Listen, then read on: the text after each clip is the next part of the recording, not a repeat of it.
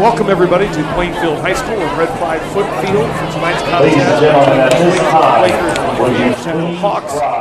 We're going to take a moment and honor America with the playing of the national anthem, and then we'll be back for tonight's contest between these two Mid-State Conference schools.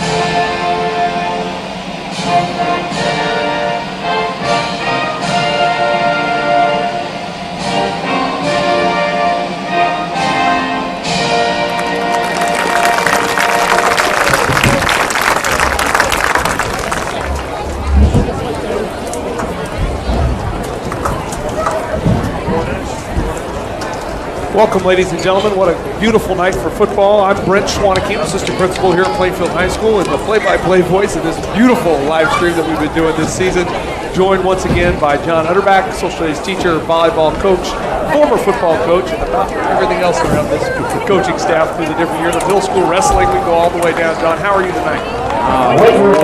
Happy to be here as always, at this great facility and with all these great people.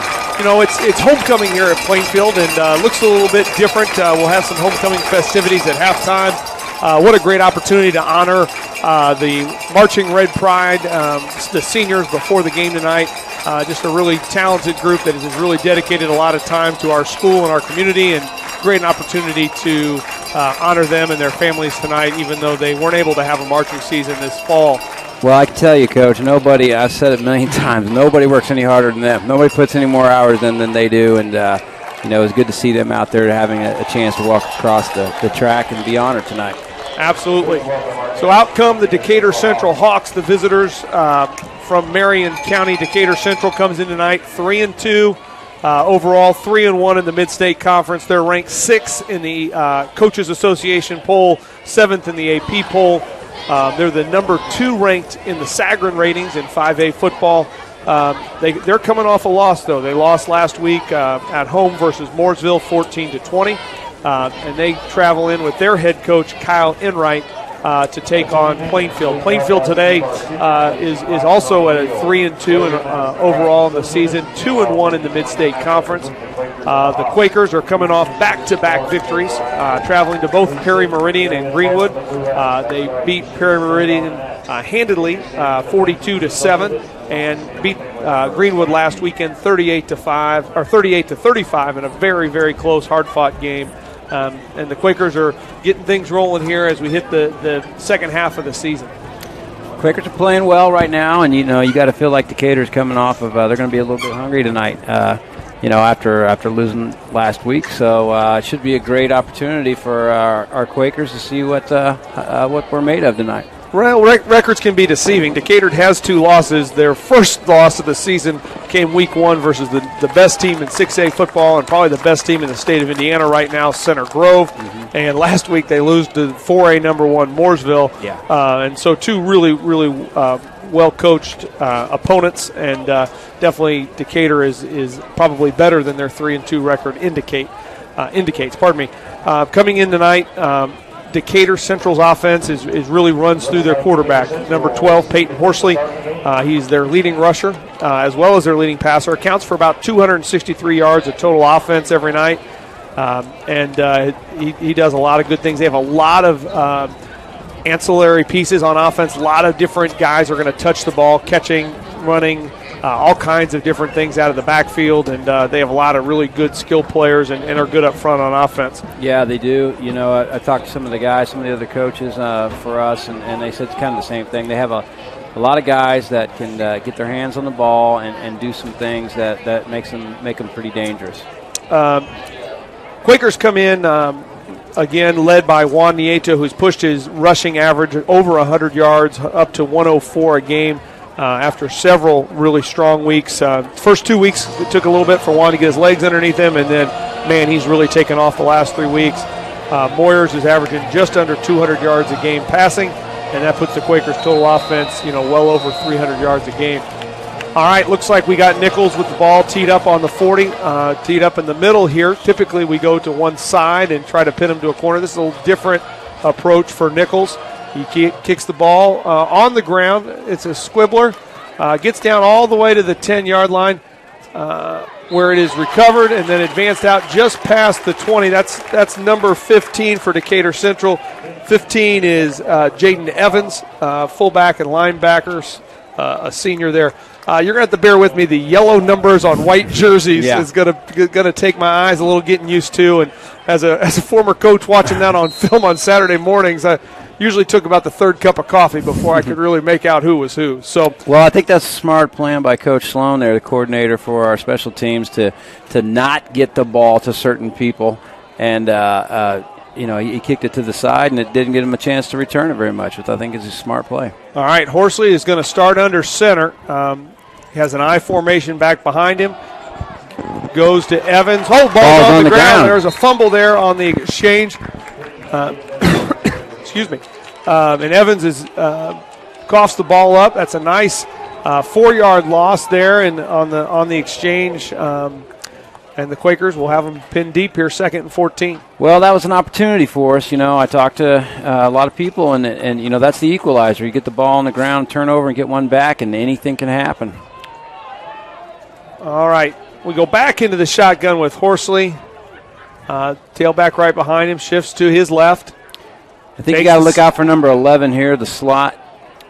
Ball gets out in the flat on the quick catch there. Caught by number 8. That's Peyton Broadwater, the senior, who had 13 catches coming into tonight. That'll be his 14th catch. He's going to be just short. It's going to be 3rd down and maybe just a long too short one there, somewhere in that range. And Decatur is huddling up here in between plays and looking to their sideline to see what they're going to do next. Yeah, I think they're going to try to spread the field a little bit and get their weapons, get the ball out in space to them, and let those guys run it in the open field and see if we can't tackle them. Horsley in the shotgun. He's got 2 receivers to his left, 2 to his right. Give is to number 5, heading to the left. Finds some room there. 5 is Caleb Hicks. Caleb is a 6'1", 185-pound junior. Has 46 carries on the year for now over 300 yards. Yeah, it's important for Plainfield to get Decatur, to break their rhythm. You can tell right away the momentum and the rhythm of their offense. They want to dictate that, and it'd be great for us to get a couple stops here and get them on their heels a little bit with the flow of the game. All right, you highlighted number 11, Javon Tracy. He is the slot receiver to the right. Horsley fakes the ball, pulls it, and is tackled in the backfield by Mason Scott, 44 for the Quakers. That'll be his 9th tackle for loss on the season. He is the Quakers' leading tackler, and we've talked about it several nights. He makes plays from sideline to sideline. Yeah, averaging 12-plus tackles a game, and he's definitely, like you said, he covers a lot of ground really quick. He's a great athlete, and he kind of sets the tone for us on defense. All right. 2nd and long, the Hawks come out here, 2 receivers to the right, a slot and a receiver to the left. Hicks is to the left of Horsley. Pulling guard leads the way. That's a great Jack play there. Beebe, I think, on the tackle. Jack missed most of last week, played just a couple plays before re-injuring his ankle. But man, made a great play there and forced 3rd and long. He sure did, and he's one of our best players, and it's great to see that happen. This brings up a great opportunity for us here, 3rd and a long way, and look forward to see if we can get a stop here. It'd be great. All right.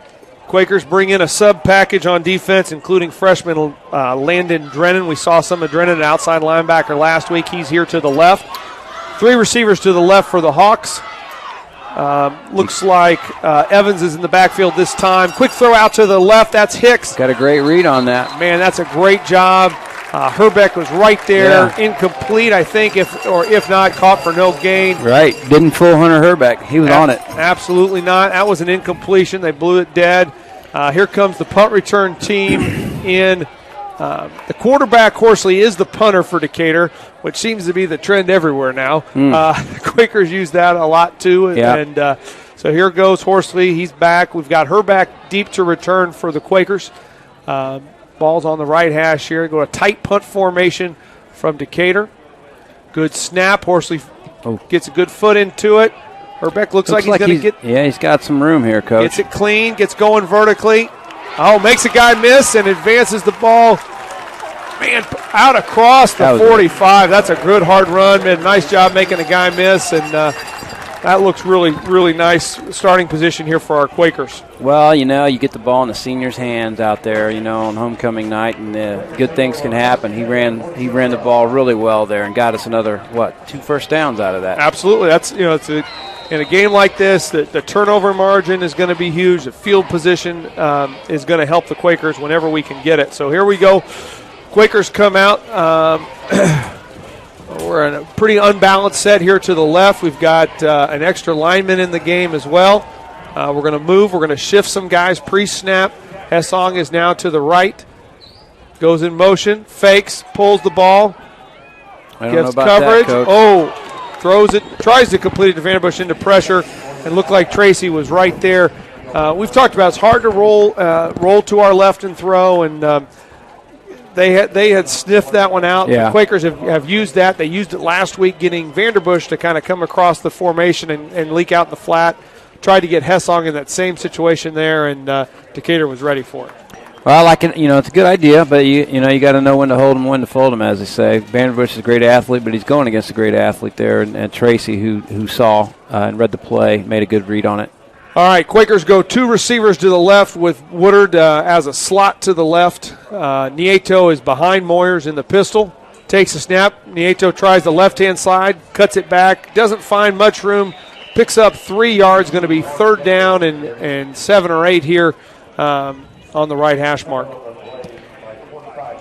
Well, like all games, this is going to be a game of turnovers are going to be huge, and I don't want to jinx anything, but I think when you're looking at this at 3rd and long, and you got to take what's there, and if it's not there, you got to live to fight another day here on 3rd and long.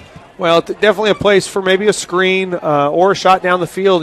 That possibility, even if it is a turnover, turns out to be a punt. So Quakers go with a bunch formation to the left. You have BB, Hessong, and Vanderbush that way. Smith is to the right. There's your shot down the field. He's got BB going. Just got behind the defense, overthrows him. Looked like a little kind of a bubble screen action, trying to hold the defense. And the Quakers had a chance there, got behind him, and unfortunately we missed him. They got exactly what they wanted out of that, and just didn't hook it up. I'm sure Coach Moyers, that was one they probably worked on all week for that situation, and it just didn't get them there. All right, Quakers are in a punt formation. Vanderbush and Moyers both in the backfield. Moyers will drift back a little bit before taking the punt snap. Yeah, this is really interesting from an ex-special teams coordinator, just to have options hit like this. It's pretty cool. A lot of pressure. Oh, that was a really nice punt. Man, goes out of bounds inside the 2, maybe all the way down to the 1-yard line. And I'm sure Coach Enright was hoping that, just to field that at the 10, but that thing hit the ground and hung a hard right and out of bounds. That was about best thing that the Quakers and Coach Woodard could hope for. Tracy didn't catch the ball, and you wouldn't think that's a big deal, but not catching the ball, just fielding the ball. We always said that catch the ball, and if you don't, well, look what happens. All kinds of different things can happen. Now, if I'm the Quakers, I'm worried here, or at least concerned, that this is a great place that teams just like to take a shot using their speed and just throw the ball here. I like a hard count, too. Not a lot to lose. If you jump off sides as an offense, you lose a half a yard. If they jump off sides, you get 5. Nope. Quick snap. Horsley goes out into the flat. They're right there. The Quakers are there. Oh, a tipped pass, and he's able to pull it down. Herbeck is there. Ball comes out. Ball comes out. It looks like Bailey Haston is able to recover it. Hopefully we'll be able to get a quick replay and show you that one more time. All right, here we go. So there is the replay. Ball's out in the flat. It's tipped up in the air. He pulls it down. He's able to cut it back, and when he does, the ball comes out. Haston is running down the field, is able to fall on it, and the Quakers get the ball back. What a great play and great hustle by the defense. Great things happen when you pursue the ball. Great things happen. We always preach that. You try to get your guys to do that in practice, and it looks like it paid off there for Red Pride. All right, well, again, another new set here for the Quakers, bringing in an extra tight end, 99. I don't even have a 99 on the roster. 2 tight ends, 2 receivers to the right. Nieto is in the backfield. Moyers is looking to take the snap here. That's a nice job, just a slant. That's a great pick play, and defensive coaches are called that a pick play. Offensive coaches, we call that a rub route. I would not say pick, Coach. That's a nice rub. That was a nice rub, but that was a well-executed play there. They did a nice job of Hesson getting vertical and Vanderbush running a slant right behind him. There's just no way you can cover that. Well, and he threw his arms up in the air too, just to show that he wasn't pushing anybody. Not to say he wouldn't have if he could have. Well, he just didn't. All right, so Beebe is set to take the direct snap. Ball is on the 9-yard line. 1st and goal. Vanderbush and kind of Moyers formation to the do right. We have here, Coach? This is our big. Here we go. Beebe shoves down the defender, and we go in for a touchdown to the left, and the Quakers take the lead. We're going to get a replay here, and we'll show you that one again. All right, so we're going to get a direct snap here to Beebe. We've got 2 receivers to the right, and Jack's going to push the ball off the left edge, and when he does, he's met by the defender and just powers over him. You could tell Jack was hungry for the end zone, having to spend last week on the sidelines. What a big play. We have replay now? Are you kidding me? Hey, next wow. level. I tell you what, these students here are working their tails off all week learning how to do new stuff to give it to our viewers at home. Nichols is true right down the middle, and nice. With 7 minutes and 25 seconds to go in the first quarter, Quakers strike first. That's a great situation. We kicked off first, and then to score first, we love that, and that was a great play. Well, a lot of the coaches on the staff are friends of mine, and we all talk a lot, and in a game like this, we talked about it all week. Turnovers. It's in so many levels, so many games, different sports. Turnovers dictate games sometimes, and if you're on the right side of things, anything can happen. Great equalizer in football, especially, is turnovers. Absolutely, and the Quakers did a nice job there. They had the turnover, executed a really nice pass play to get them into scoring position, and BB just brought it right in for a touchdown. What do you expect to see from Decatur in this possession? Well, I think if I'm Decatur's coach, you got to. They're a good team. They're not going to panic here. They're going to keep going to the well of what they do, and they're going to continue to get the ball, outside of the box there and get it in their athletes' hands. I talked to Coach Woodard before the game, and the very first thing he said as keys to the game was he said we have to have a great start. That was the first thing he said, and he got his wish. Yes, he did. Another squib kick. Oh, off of 34's hands. That's a great. So no. It should not be a. No, if they touched it, he's going to wave this off, I hope. Ball went off the hands of 34. 34 is Matt Cook, starting wide receiver. For the viewers at home, right? So if he just kicked the ball out of bounds, it's a penalty. And, a significant penalty. Yes. The ball comes all the way out in really good field position for Decatur. On the other hand, it goes off of 34, Matt Cook's hands, and, man, now we got him pinned deep again. So then it's 13. A live ball. Yes, absolutely. Would have been a live ball. If the Quakers would have got down there first, we could have recovered it even. So here we go. Peyton Horsley, the senior quarterback, goes into the huddle, probably trying to calm his teammates down, hoping for they need to get things going the way they want to do offensively, and the Quakers want to answer with another great defensive play.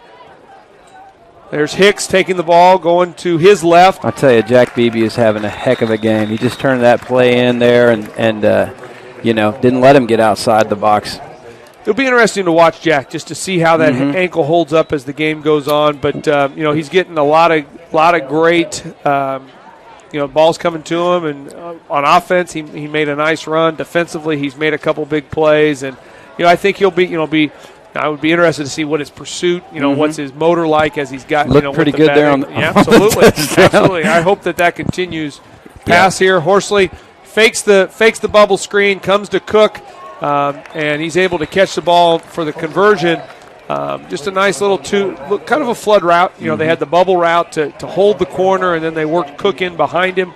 And that was Hessong was the flat defender, and they were trying to make him move.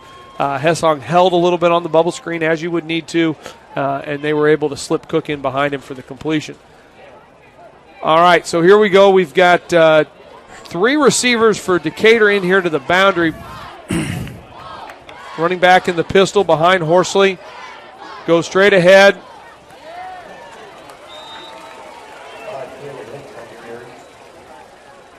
Looks like Bailey Haston on that was the first point of contact there. So that was Hicks again. Hicks is one of the lead runners for them. They have Hicks and Evans both carrying the ball a significant amount of time.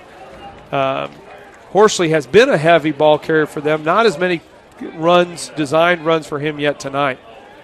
All right, so we go 2 wide receivers and a slot to the left. Cook is down here by himself to the right. Hicks gets 2 pullers. He follows those pullers and cuts the ball back and finds a lot of green grass. Gets a nice block downfield by Cook and advances the ball where he's tackled by Vanderbush, but not before not till after he crosses midfield. And the Decatur Central Hawks will be 1st and 10 at the 43. I know the fans don't like it at home, but sometimes, bending and not breaking, there's something to that, just trying to limit. Now, that obviously was a pretty big play, but just to limit the opportunities that they have huge plays where they just go straight to the house or something like that. As long as we can bend and not break, we're still in this thing. Horsley gives the ball again. That's Hicks. He tries the left side. Doesn't find quite as much grass on that side, or turf in this case, and Hasted is there to make the tackle. One of the things that we have struggled with defensively is handling those pullers. Saw a lot of pulling linemen from Mooresville, and they had a lot of success running behind those.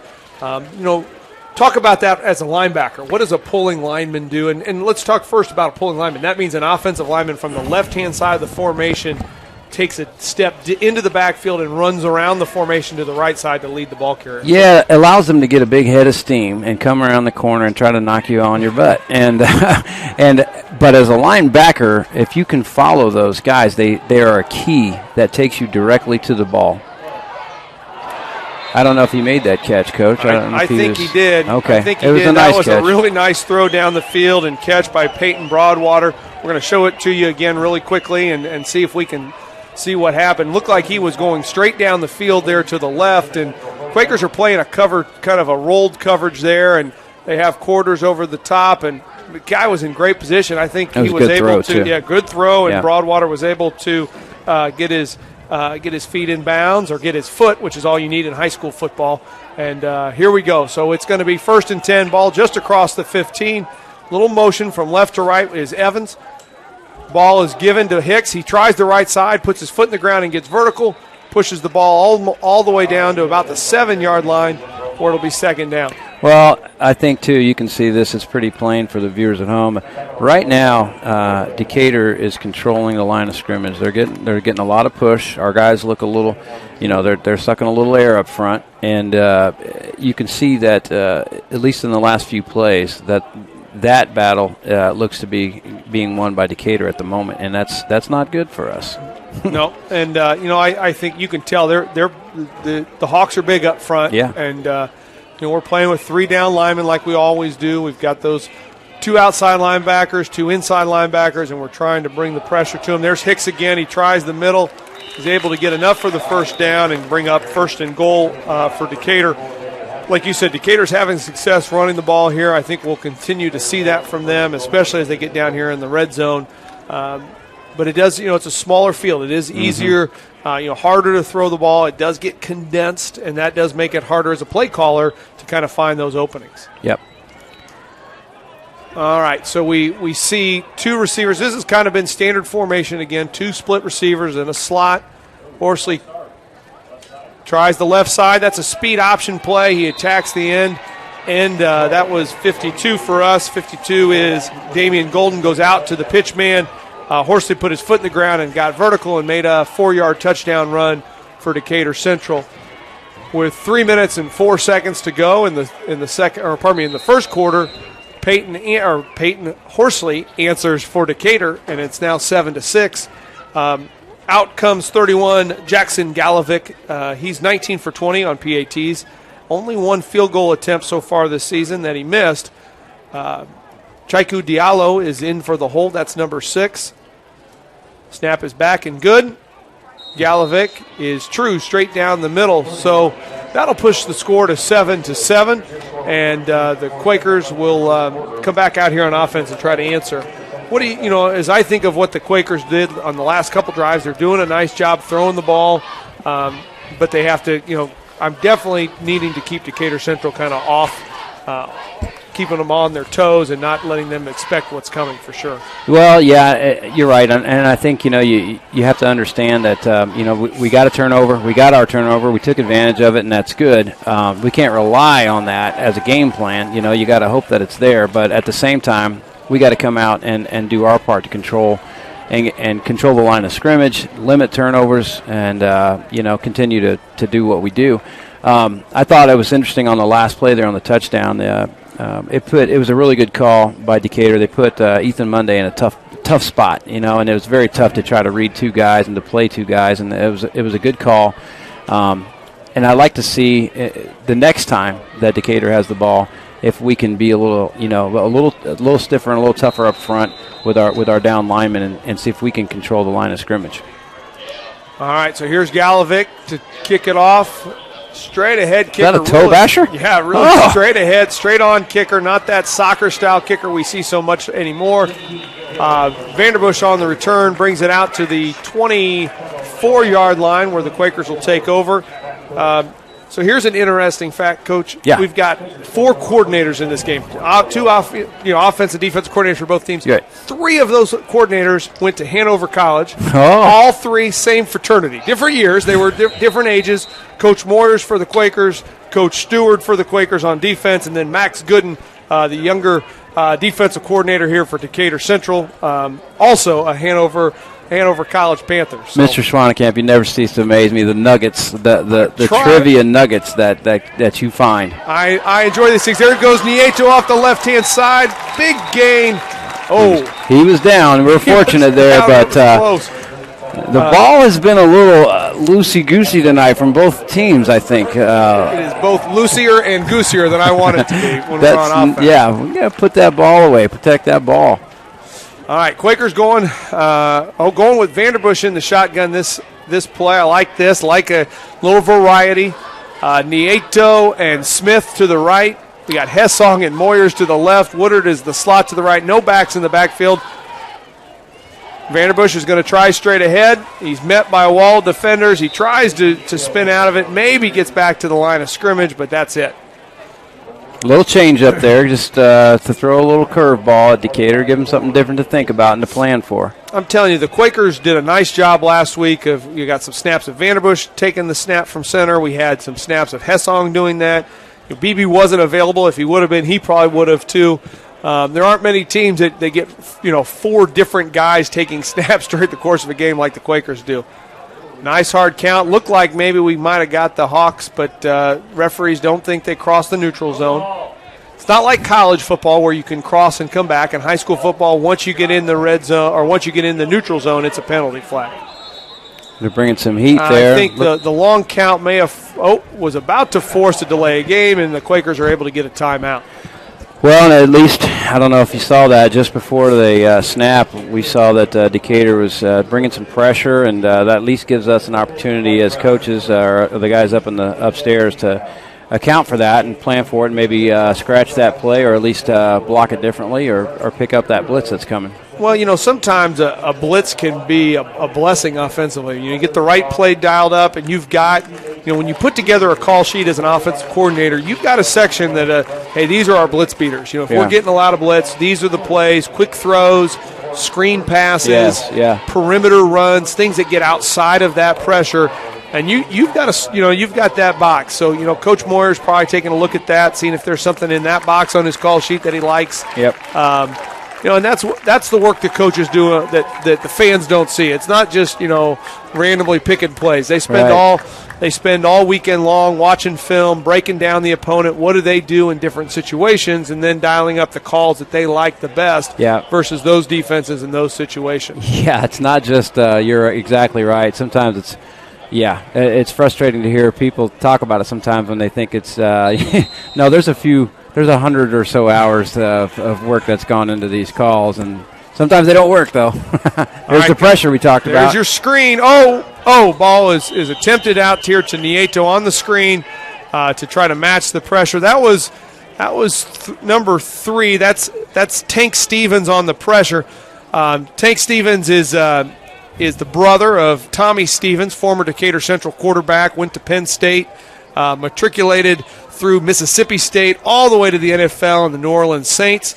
Tank is his younger brother. Tank is a sophomore linebacker, also the backup quarterback. So I have a feeling once Peyton Horsley graduates, we're going to see a couple years of Tank Stevens taking the snap for the Hawks. But he did a nice job, made some pressure, has made a lot of plays defensively for them this year. All right, Woodard in motion from right to left. Snap here, fake. Ball goes out to the perimeter. Roll right, a little bit high. Goes through Vanderbush's hands, though, incomplete. Going to bring up 4th down, and the Quakers are going to trot out the punt team and try to change the field. Well, Coach, that was the right call. We got exactly what we wanted there, I think. Just didn't execute that, but we had the field. We had a lot of space. We had room. We just didn't make that play. It would have been a nice one, though. Well, and I think that's those passes, those crossing passes need to be on the money. Yep. All right, Nichols is going to kick to Tracy. That's a big kick, which I generally don't like. Oh, but that when you say the words "kick to Tracy." Yeah, I mean he's a dynamic player. Yeah. Maybe not quite as dynamic as his older brothers, plural, but he's a very good football player for sure. All right, so here we go. We've got Decatur Central taking over. We've got a minute and a half to go in the first quarter. The Quakers have been up to the challenge tonight for sure so far. Have caused some turnovers, have capitalized on those turnovers. Decatur Central, though, drove the ball down the field last possession, went 87 yards, and the Quakers really need to come out here and answer, and I hope Coach Stewart, I know he's got a plan here and has watched the video. We'll talk about that a little bit tonight. All right, we go a different formation here, a little sweep action, quarterback boot. BB's all over that one. Oh, Jack is all over it. You are right. They try to slip the guy out in the backfield. That's 15. That's Evans. And I feel like that wasn't a surprise to us. I think that was, our guys had seen that on film. They were prepared for that, and they were all over it. Well, this offense has evolved for Decatur. It's used a variety of different forms over the last 10 years, and Coach Justin Dixon was the head coach prior to Coach Enright, and that offense has kind of grown over the years. But that was kind of an old staple, the double slots there that kind of goes back to some of their Warren Central roots.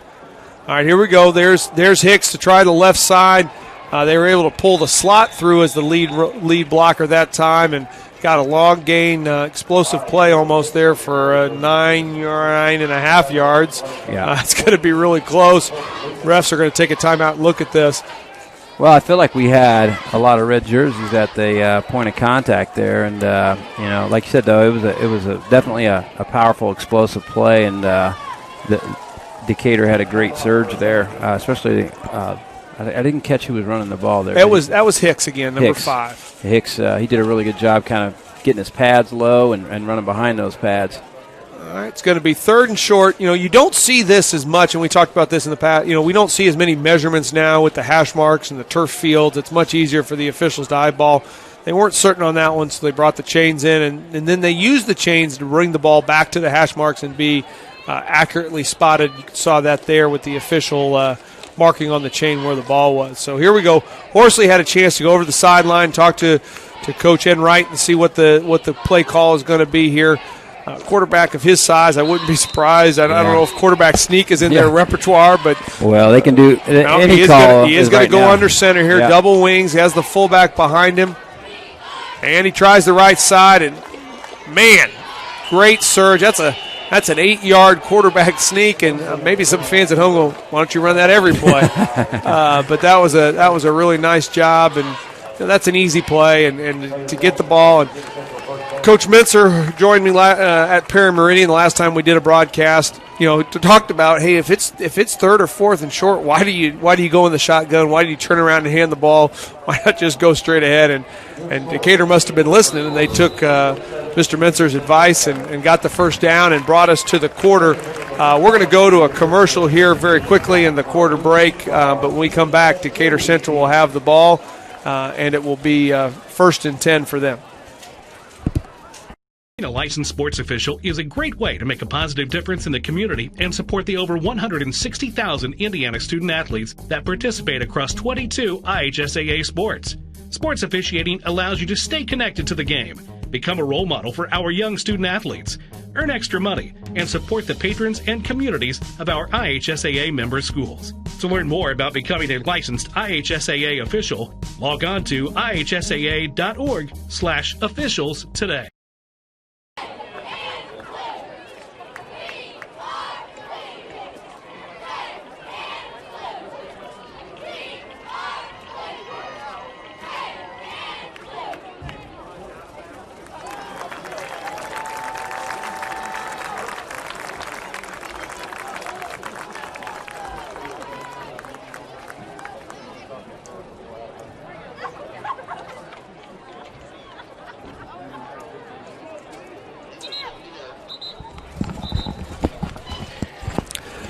All right, well, we're back here after that commercial. We're going to start in the second quarter with Decatur Central with the football on the left hash mark just across their own 40-yard line. Going back under center is Horsley. He has 2 wings. He's got the fullback directly behind him. He drops back to pass. He's going to try the left-hand side and go deep, and that looks like a long touchdown for number 8. That's Peyton Broadwater. Noah Hessong was in coverage for the Quakers, and Broadwater was able to get behind him. Well, and if in watching that play, it was I don't want to say it was easy, but it looked, in terms of we didn't get a good pass rush. Quarterback was very comfortable back there, and he just got to take his time and step back, and he just threw a nice, it was a beautiful pass, and we had got behind us there in coverage, and, I mean, it kind of spoke for itself when you watched it. All right, here we go. Galovic in to kick. Diallo with the hold. Nice pressure by Lucas off the right edge, and that's going to be a extra point is good, and that's going to be a 14-7 lead for the Hawks here. Early moments of the second quarter. Time for be nice time for a good return here. We'd love to see Vanderbush find some space and really change field position. Well, and I don't want to be a Debbie Downer here, but that's kind of what it's what you didn't want to have happen. It's not so much that the score, they're going to get their points, but when you give up a kind of a one and done situation, it does a lot of things that are not good. It doesn't, morale and all kinds of things, and anytime you make a team that literally drive the whole field, lots of things can happen. They can put the ball on the ground, they can stuff like that, and so we have to, one of the keys of the game, we had to limit the big plays, and that was one. We'd like to have that back, but we don't. We have an opportunity here. We get the ball, there's plenty of time. We've got good weapons on offense, and I know our coaches are up for it. They've got a good plan, so hopefully we can get back on the positive track here. Well, and, at this point we are holding Decatur under their average. They're almost a 35-point-a-game team. The Quakers averaging just over 28. But we want to see a nice drive here by the Quakers for sure. So here we go. Vanderbush fielding the ball inside of his own 5. Brings it out, makes a guy miss. There's the space we wanted. Makes another guy miss, works down the sideline all the way out to the 37-yard line. That was a great return.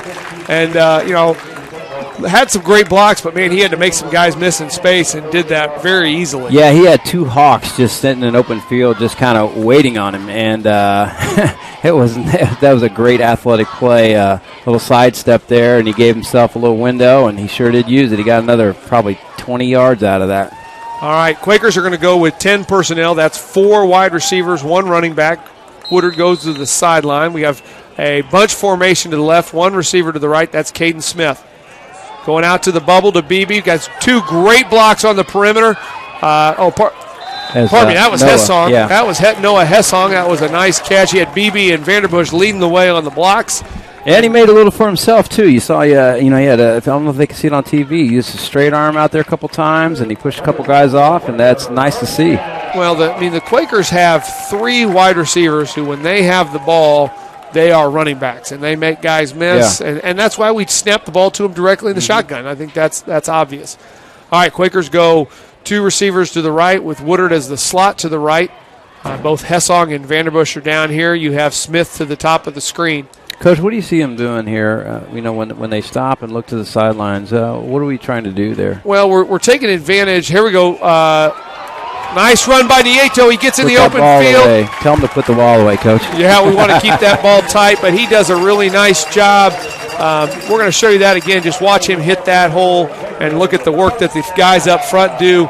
They looked over to the sidelines, and you're asking about that. That's Coach Moyers and his staff, kind of looking to see what's there. And, man, Nieto hit that one going downhill, and what a great run, and really got the Quakers going here on this drive now as we cross the 30-yard line. Is that something they're seeing there and making the adjustments? Absolutely. That's the beauty of the no-huddle offense. You have a way to communicate that. All right, we go bunch receivers to the right, 1 receiver to the left. A lot of pressure there from Decatur Central, the defensive end. That's 52. 52, yeah. 52 is nose tackle junior Brandon Smith, the 6'4", 235-pound junior. Applies the pressure to Moyers, and he goes down for a big loss. It's going to be 2nd and long here. So, what I was saying was that, when you're in a no-huddle offense, your team knows how to communicate plays without ever getting in a huddle. Mm-hmm. So you can line up in a formation, see what the defense is in, and try to call the best play. All right, here goes Moyer sprinting to his right. Little throwback screen to Nieto. The pressure is right there, and not able to get free. That's number 50 for them. That's Keelan Dyson, junior defensive end, was right there, kind of sniffed out the play and made a big move there. Okay, Coach. Now our kicker we know has a big leg, and but in terms of looking at 3rd and forever here, do we want to try to pick up the first, or do we want to try to half this and maybe get a kick in? No win, so we have some range here. It would be really nice to get 10. Hard to get 20, so to get 10, get it on the 30, make it an under 50-yard field goal. You got to think about it. He's if you gone look 45 at Decatur's, 50. Yeah, and Decatur's secondary here, there's a cushion. You see that deep cushion there that we can. Well, there's your quick screen. They come out here to Hessong. He uses that stiff arm that you wanted and does pick up more than 10 yards and brings the ball down where it's going to be 4th down and about 7 or 8. And, that's a position now where Coach Woodard is thinking. He's over here. And, again, a hash mark. It's on the right hash. You kind of know where your kicker is the best from. Is he a better left hash kicker? And maybe do you try to hard count here, even if you are going to kick, and see if you can get a few more cheap yards here. Count here. Maybe we go bunch to the left. That may be what's happening here, and then you take your time out. Now you look over the sidelines. You try to see what your best play is. You got Vanderbush by himself to the right. I like that as a play. Hard to take a sack on 4th down. You're trying to give yourself a chance, and unfortunately, too much pressure for Moyers to get the ball off. Yeah, that's a tough one. It looked like they blitzed us on that play, and I think Nieto picked up the blitz. I think he's a little bit on his heels there, and when you pick up that blitzer and he's got a full head of steam and you're kind of on your heels, you just give up ground, and then the pocket collapses like it did there. Well, and it's tough to do. That's a tough job of being a running back and having to be a 3-down guy. Can you run the ball on 1st and 2nd down, and can you catch the ball or pass protect on 3rd down? And when you find a guy who can do all three, be able to be in on all 3 downs, that's really helpful. All right, Hicks tries the right-hand side. He gets outside there, gets a nice block by Cook, but man, our guy gets right off of there. 30. That's Anderson on the tackle for the Quakers. A tackle for loss. Man, fights off Cook, who was right there. 34 for Decatur was blocking Colin, and Colin had enough of that and made the tackle for a 2-yard loss, and going to be 2nd and 12. Plenty of time left here in the second quarter, but you feel like defensively this is a pretty critical stop here. If we can get a stop here and get the ball back, just regardless if we can score or not again, but to keep them from scoring before halftime here on this drive would be a big win for us. There was your pullers. Quakers did a much better job of at the point of attack, really shutting down that play, and only maybe a yard. It's going to be 3rd and 11. Quakers are going to use that sub package. They're going to bring in some guys who are kind of dedicated pass rush / cover guys. Yep, fresh legs. One of those is 27. That's Colin Hoy, another defensive back. Well, you got to feel like here. Look at the amount of field here to the that we have, the open space. They're going to try to get the ball out here in this open space and let their guys, their athletes, run in the open field if they can. Let's see, the Quakers are able here. Timeout from Coach Enright and his staff. The Quakers looked like they were going to just kind of play man coverage with help behind it, and that's the reason you bring in that extra defensive back. You don't have to ask a linebacker to cover in space. You can put a guy who all he does all week long in practice is cover guys and give him that opportunity. Well, and it's they have Hicks and Tracy and Broadwater all here to the near side of us in the open field. And it doesn't take a genius to figure out, I think, what they're trying to do, and that's what I would do as well. But you got to like this if you're playing field. You got them in 3rd and 11. You couldn't ask for anything better. Now we just got to get execute on one play here. We get some pressure on them, disrupt the good quarterback that they have, and maybe disrupt his throwing patterns, and then here we are. We're in a good spot. Well, I think for sure, Horsley is a threat as a runner too. So, that's you think about that's one of the challenges of man coverage. When you're playing man coverage, you're looking at the guy you're covering versus zone coverage with your eyes are in the backfield. With a quarterback who can run like Horsley can, and we haven't really seen him do that Not yet. He did have the rushing touchdown, but that wasn't really that wasn't a scramble. That was a designed run. Yeah, that's one thing that I'm kind of thinking about. And the good news is we have. Mason Scott, who's at linebacker, can help us erase that a little bit. All right, here we go. We go 3 receivers are back down to the field just like they were before. They're going to move Evans to the right. He's going to work bringing out. Mason Scott under pressure here. Oh, and he's got him open. Oh, no. Man, what pressure. What a great job by the defense up front to force the quarterback in a tough spot. And man, the running back is out of the backfield. That was Evans, wheeled up the sideline. And, we like the wheel in the Schwanecamp household, but not when the other team does it. And, Peyton Horsley, he recognizes what's happening. He scrambles a little bit in the pocket. He's in the grasp and sidearms it, 25 yards downfield and put it right on him. Well, that's a senior quarterback who understood it was 3rd down, and there was nothing to lose on that throw, especially where he threw it. High snap, Horsley fields it. Now he goes off to the right and takes off in space. Scott and Anderson are there to make the tackle on the sideline, but not before about a 25-yard gain for the senior quarterback on the right side. Just a huge momentum shift right there, and you can see that they're taking the initiative and great call by just getting the ball in his hands and letting him run. It's you can definitely just see the body language for Plainfield right now is on our heels a little bit here. Need something good to happen. Need a good positive play, and hopefully we can keep him out of the end zone here. Well, I'm not sure if that was a designed run or if he just a high snap and he said, I'm going to go ahead and take care of this, guys. All right, there's Hicks going to the right, gets into the space there again, and, man, they're having a lot of success to the right here, a couple plays in a row. Quakers are trying to stem them here. You talked about earning the field. That becomes even more important in the goal line. A lot of teams can kind of get uptight and they're like, we got to stop them. We got to But, man, you just got to make them run another play, because if you make them run another play, the chances that, there is a fumble or there is an incompletion or an interception or some kind of really big play, but you don't, the bend but don't break down here in the goal line is for sure.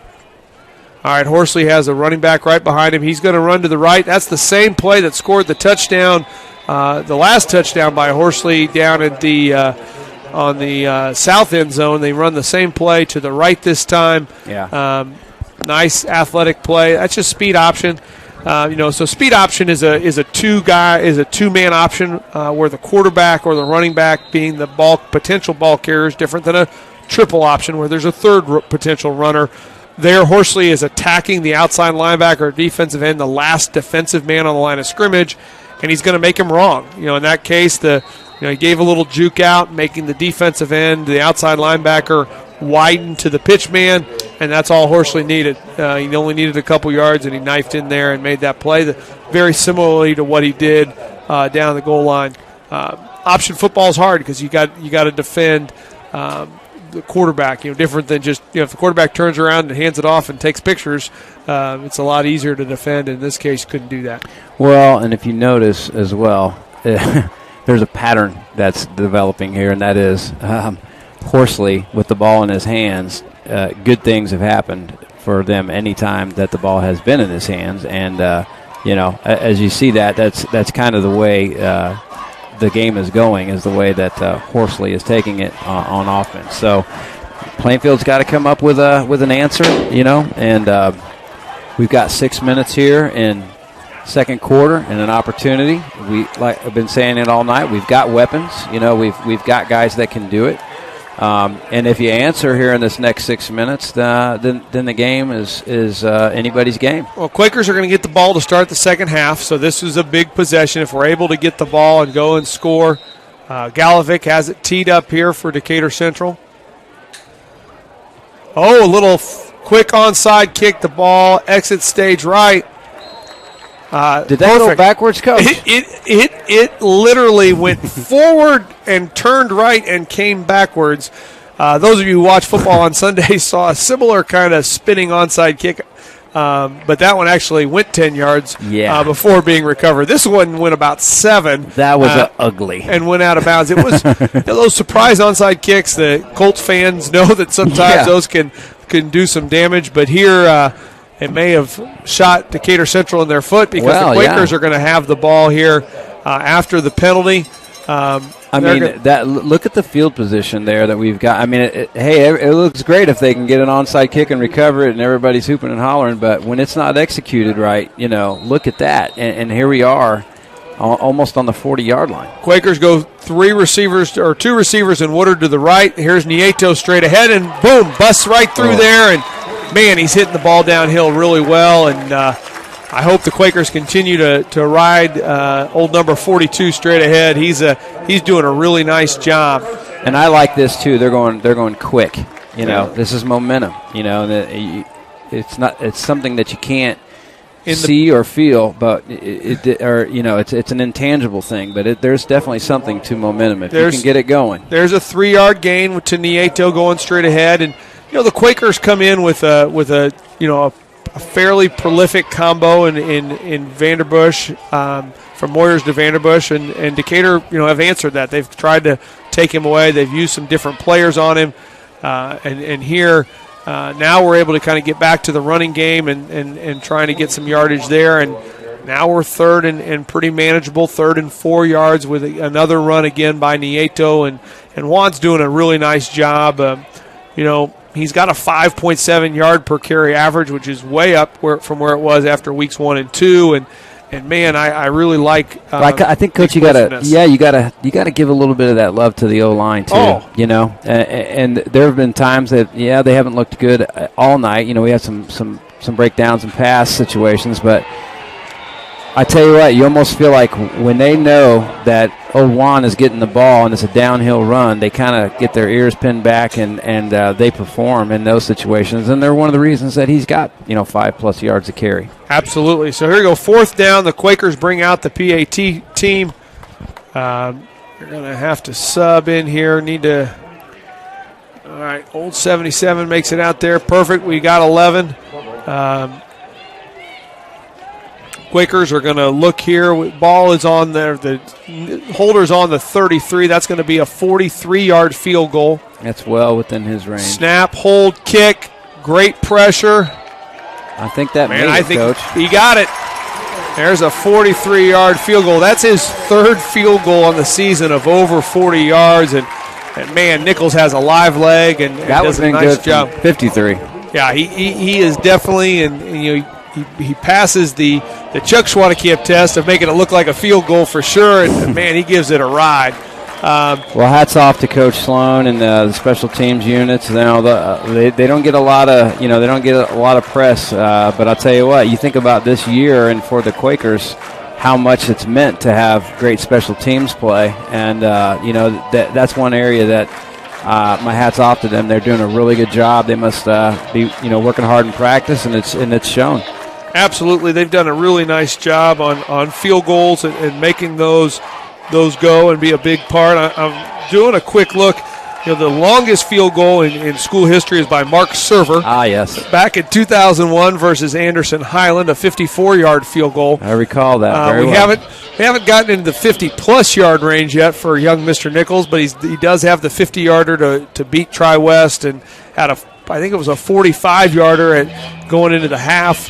Last week at Greenwood, and big field goal, win by 3 last week. So got some good points there, but let's see if the Quakers can continue. Oh, a little pooch kick, trying to answer onside with onside. It's a Diallo working left to right. He's met by a tackler and goes down at the 32. Nice job getting down the field and covering there by number 20 for the Quakers.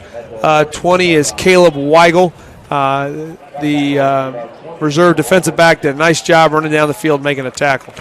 Well, now here's it doesn't take a genius here. We know what's coming. There are no surprises, and now it's just simply a matter of can we stop them up front, and can we get something good to happen here, and perhaps get the ball back before halftime. All right, Horsley's under center, 2 wings. He's got Tracy at one wing, Hicks at the other, Evans behind. Here's a little buck sweep. This is a wing T special there. That's Hicks working right to left. Buck sweep is the wing T offense is a kind of the grandfather of what some of the things that both Center Grove is more true wing T and Warren Central did back in the 2000s. But Decatur's offense evolved out of that, so that was a staple play, 2 pulling guards and the handoff sweep to Hicks. So here we go, second and short.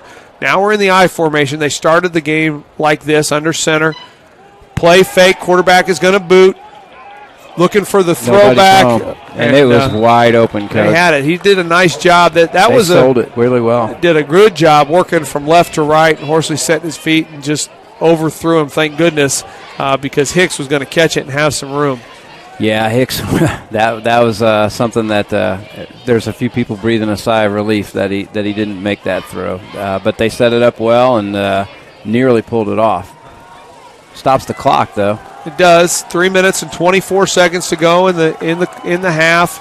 We'll go with the double wing formation. Third down. Watch for the quarterback sneak. He liked it here earlier in the game. Horsley calls for the snap. Little motion. Tracy goes back. It's a run straight ahead to Evans. Oh man, it's going to be really close. Depend on the spot. Nice job there by Nick Baker, 54, and 94 Bailey Haston. Coach, that's as close as you can get. They got to get a measurement. They don't need to because of the hash mark. When the ball is right there, they can just kind of compare it to what it looks like on the sideline. That's a nice job by the Quakers, making them earn it there. All right, here we go. Yes, that's exactly right. That's exactly what we mean by making them earn it. You know, it's under 3 minutes practically now, and they haven't moved the ball in huge chunks here. They still got a long way to go. All right, run to Hicks. He goes to the right side. Ball pops up. Chris Strange is right there. I'm not sure who got it. We're going to show it to you here again. I think that's Bailey Haston that Bailey got it. So we're going to show you that play again here on a replay. Hicks is going to run the ball to the right-hand side, and I'm going to guess a helmet ended up right on the football because, man, it popped right out of there. I think that was pursuit from the inside. That's old Mason Scott. Helmet on the football. Yes. Popped it out. That's a great caused fumble, and the Quakers take over 2 minutes and 53 seconds. And man, let's go get a touchdown, right? Let's cut this to a one-score game for sure. Love sudden changes like this and taking a shot on sudden changes. A safe shot, but I still like it. Nieto in the pistol, goes straight ahead. Did a nice job getting off the block up front there. That's Diallo. I could be wrong. He's plays safety, but man, he is in the backfield a lot. Makes a lot of tackles. He's there. He is able to. For those of you worried about us up here in the press box, there's a bee infestation, and Coach Nicodemus and Coach Menser have taken to the Everything's shoes. fine. Yeah, everybody is safe up here, but other than the bees. So we're in the pistol here. Fake to Nieto. We got the slant to Vanderbush. If he can make him miss. Oh, okay. that's a nice Well job by number 2. That's the corner, Keenan Hicks. He was right there and made the nice tackle. But not before we get a few yards here. Going to make it 3rd and 5. Clock ticks under 2 minutes. No 2-minute warning in high school football. It's a college thing. A lot of time there on the play clock. What do you think about letting this go down, run down, or try to eat up as much clock as you can? Well, we're almost in field goal range. True. So here we go. This is going to be what the Quakers direct Decatur. snap, their single wing look. But they're going to take a timeout, and the coaches are going to talk it over here with 1:42 to go. Opportunity is knocking again. Yep, absolutely. So I think that was maybe a Decatur Central timeout. Yeah, it was. Assumed it was the Quakers, but I think when Decatur saw old Jack Beebe back there in the shotgun, they decided, hey, let's talk about it, make sure we get the defense we want. Doesn't look like his ankle is bothering him at all. No. And Coach Woodard and staff did knowing Coach Woodard probably did a nice job all week of kind of limiting his reps to the most important ones and getting him back so that, doesn't matter how good he feels on Tuesday. It's wanting him to feel great on Friday, and they did a nice job there. So, Coach Enright and staff, Coach Enright is in his 5th year at Decatur Central, 41-12 overall. Did lead Decatur to a semi-state title in 2018 before they lost in the state championship game. Decatur Hawks do have 4 straight mid-state conference titles. Currently, they're second in the standings behind Mooresville, who they lost to last week. All right, BB is in the single wing. The direct snap looks like it's coming to him. We get a couple pullers. We're going a little misdirection. And picked up just a yard or two. Going to be 4th down and 3-ish. I like going for this, Coach. What do you think? Yeah, I think so. I think that's why you went. That's why you ran that play on 3rd down. You wanted to advance it. You do also want to run some clock. So if you don't get it, you're going to give Decatur a few less time to score. 2 receivers to the right is Moyers and Vanderbush. Timeout looks like Decatur. Another timeout by Decatur, which is good. Now they're out of timeouts, and so if we don't get the first down or if we get the touchdown and have to kick off to them and they get the ball again, they're going to be under a minute and no timeouts, which is a good thing for us for sure. I think special teams coach, and I'm sure Coach Sloan is doing that, you have to have your guys, your field goal unit, like ready and standing close, ready to take the field. You got to figure – anything can happen here. We may be in a situation where the clock's running down. We may, use. You got to get those guys up and ready and ready to perform with just a few seconds left on the clock in a pressure quick situation. All right, so just another mid-state conference action tonight. We do have Franklin is traveling to Mooresville, Greenwood to Perry Meridian, and Whiteland is traveling to Martinsville. Last week in the Mid-State Conference, your winners were Franklin, 48-21 against Martinsville. We've talked about the Mooresville 20-14 score over Decatur Central. Whiteland won 48-0 versus Perry Meridian. So that was your Mid-State Conference last week, and obviously the Quakers outlasting Greenwood 38-35. All right, the Quakers are in their single wing formation, the direct snap to the running back. That's Beebe. 2 blockers to his left. You have Woodard in there as normal. I think Golden is the second back in there. Brought in an extra offensive lineman as well.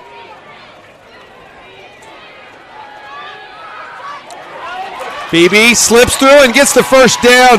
Man, what a great block, a great battle there on the perimeter. Sure was. That was a nice job by Woodard taking on Stevens, and Tank Stevens, living up to his name, he was right there, and Blake did a nice job of rooting him out and creating just enough of a seam. Offensive line had a nice push and got the first down.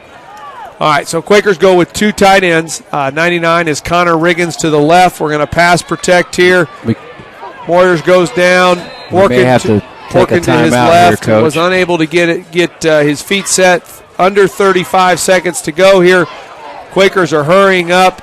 They have 2 tight ends, 2 receivers to the left.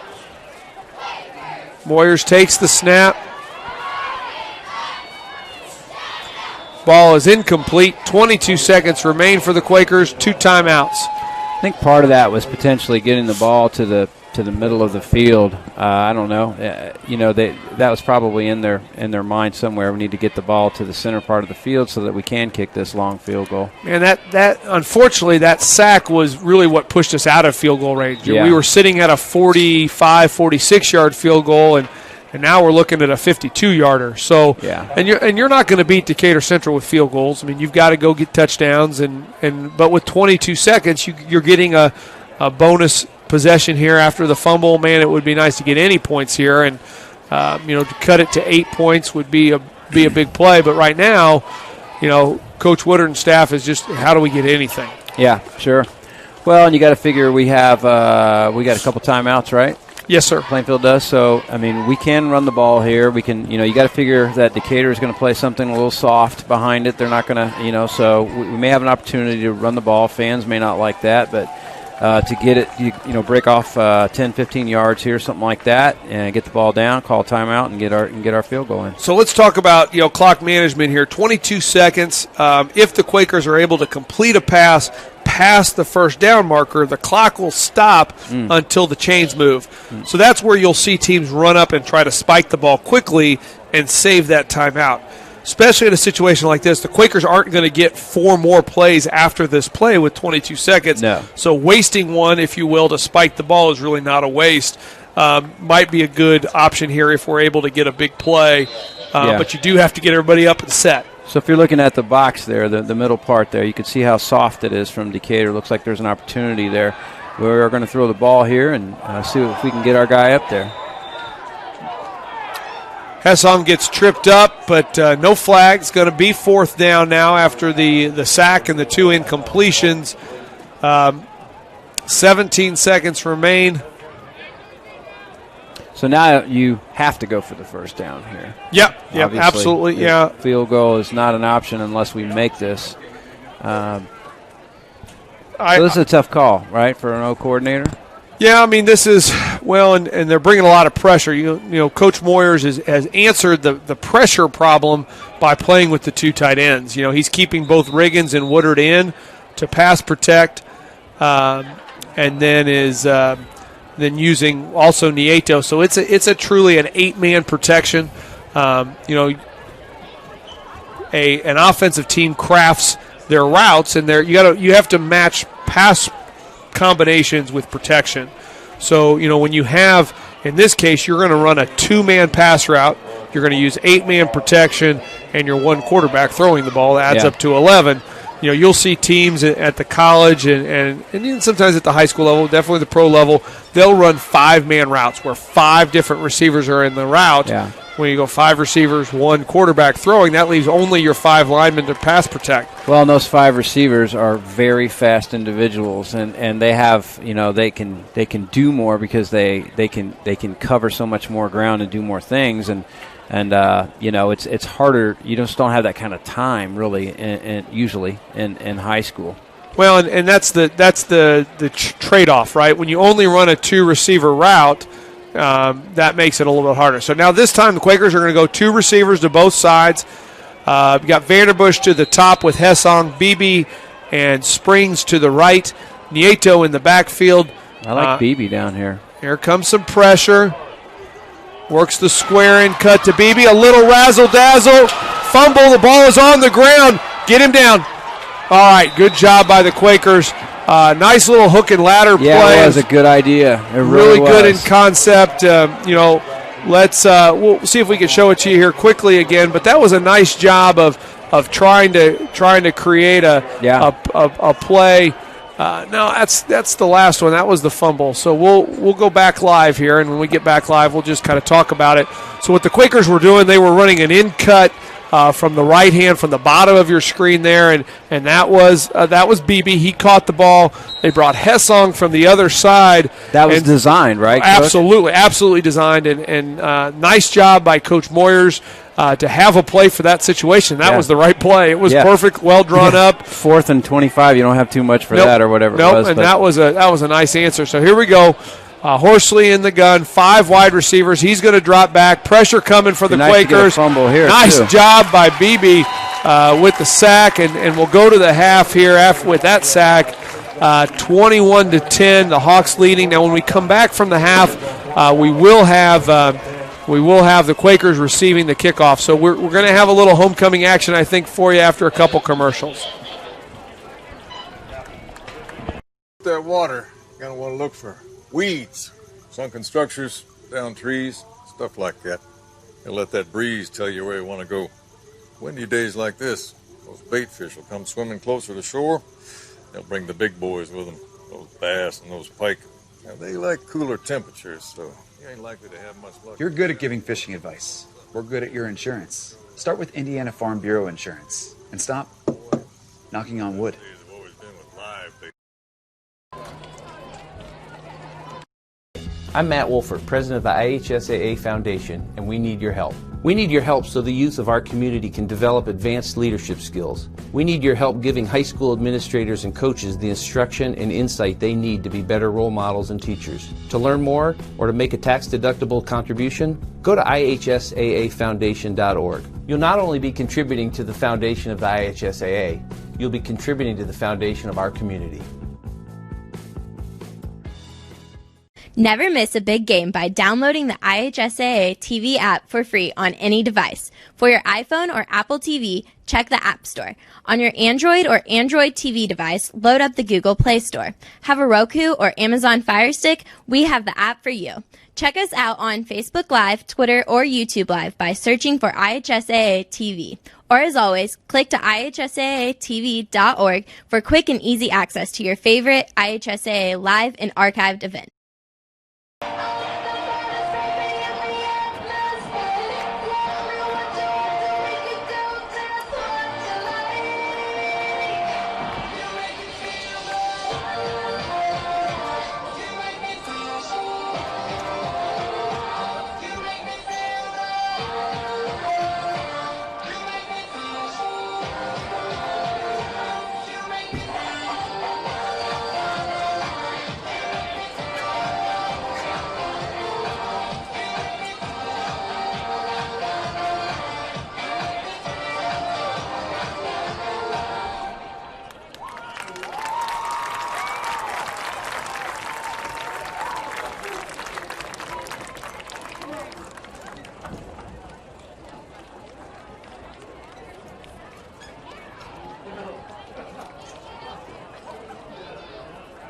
Nice job, ladies. Booker Band, at this time, hello and welcome to the Plainfield High School Fall Homecoming 2020 ceremony. Now for the 2020 Fall Homecoming candidates. First up, representing the freshman class, Abby Gadia and Zach Bigelow. Abby is the daughter of Ryan and Teresa Gadia. Zach is the son of Jennifer and Eric Bigelow. Following for the freshmen are Rudy Woodson and Bryce Weaver. Rudy is the daughter of Wes and Angie Woodson. Bryce is the son of Andy and Shelley Weaver. Representing the sophomore class, first up for the sophomores, Haley Hess and Jackson Wright. Haley is the daughter of Art and Suzanne Hess. Jackson is the son of Vicki and Brad Wright. Finally, for the sophomores are Alex Hicks and Caleb Sala. Alex is the daughter of Anna Marie and Bobby Hicks. Caleb is the son of Brenda and Ken Sala. Now, representing the junior class, first up, Kylie Pruitt and Gabe Long. Katie is the daughter of Kyle and Amy Pruitt. Gabe is the son of Tara and Greg Long. Finally, for the juniors, Kayla Wilson and Hayden Smith. Kayla is the daughter of Emily and Ryan Clark. And Hayden is the son of Chad and Suzette Smith. And finally, representing our 2020 senior class, first up, Grace Blackner and Stephen Allen. Grace is the daughter of Paul Jim Blackner. She is part of the high school cheer team and ambassador program. She is also a member of the National Honor Society, Bradley Dance Marathon, DECA, and POSA. Stephen is the son of Sandra and Michael Allen.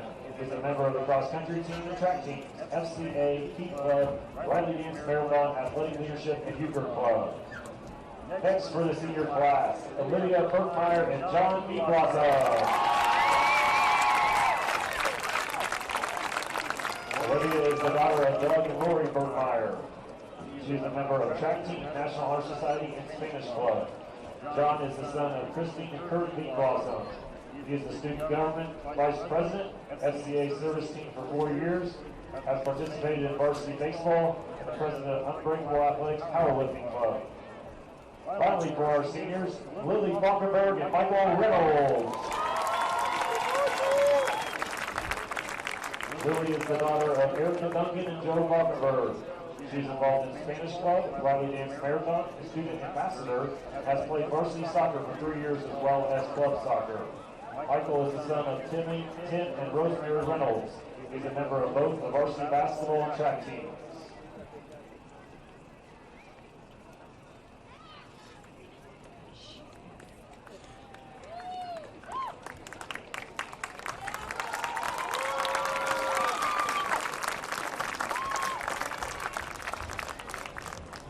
Ladies and gentlemen, now for your 2020 Fall Homecoming Court. Your winners, for the freshmen, Abby Gadia and Jack Hill.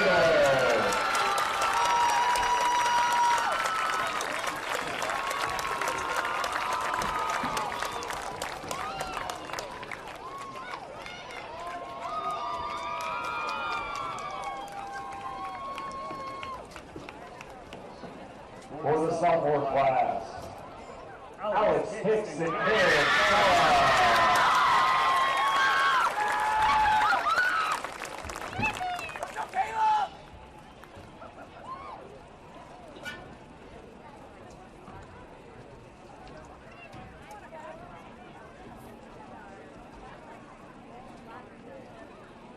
For the junior class, Haley Pruitt and Hayden Smith.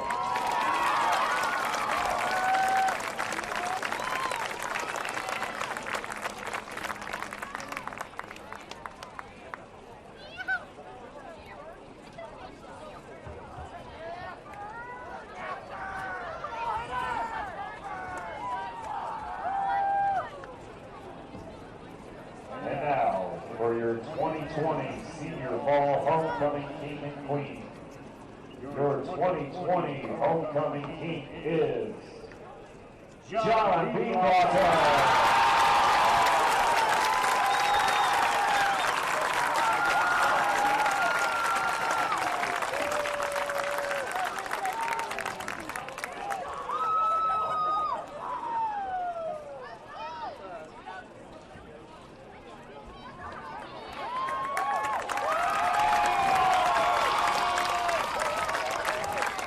Your 2020 Homecoming Queen is Olivia Berkmeyer.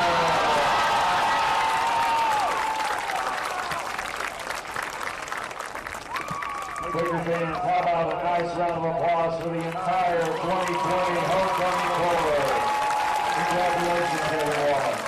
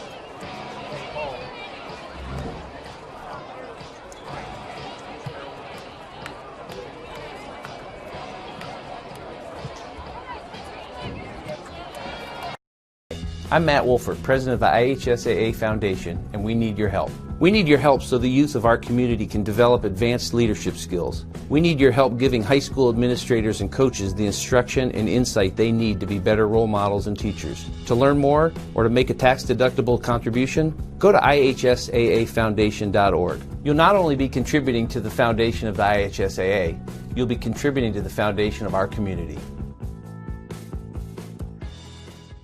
Never miss a big game by downloading the IHSAA TV app for free on any device. For your iPhone or Apple TV, check the App Store.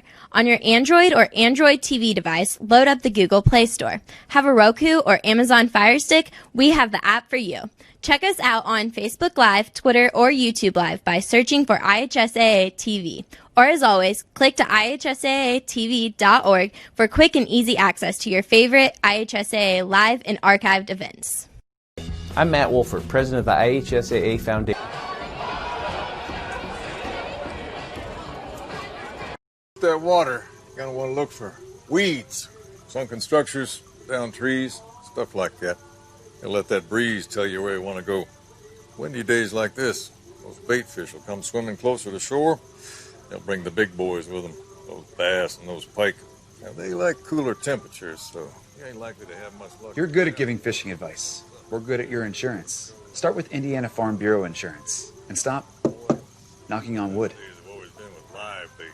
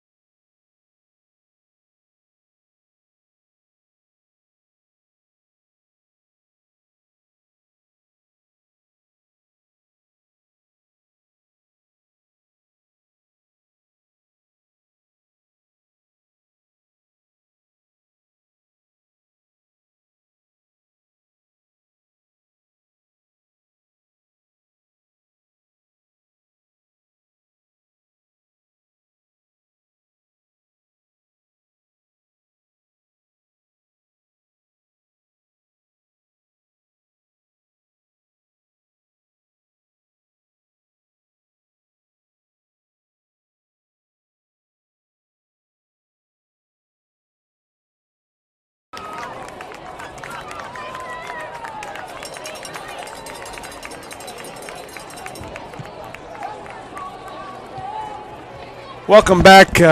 We're here at halftime. Had some homecoming festivities. We'll fill you in on those in case you had gone away. We'll tell you who your queen and king and prince and princesses and all those things along the way.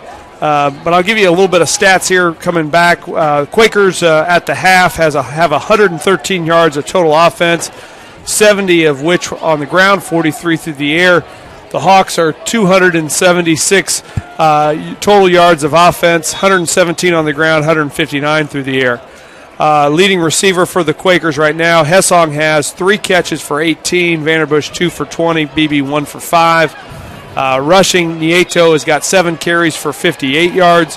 BB has 3 for 18 in the touchdown. Nieto's on pace.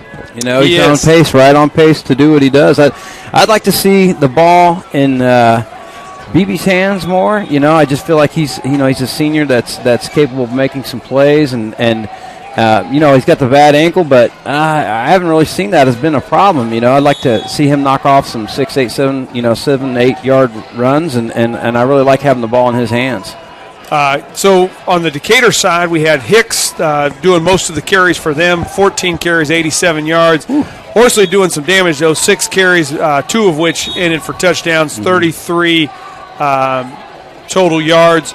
Catching the ball, Broadwater has those 3 catches for 99 and the touchdown, including the long one to start the second quarter. 2 catches for Evans for 31, 1 for Tracy for 21. That puts that kind of sets up where we are right now. It's 21-10 as we come back.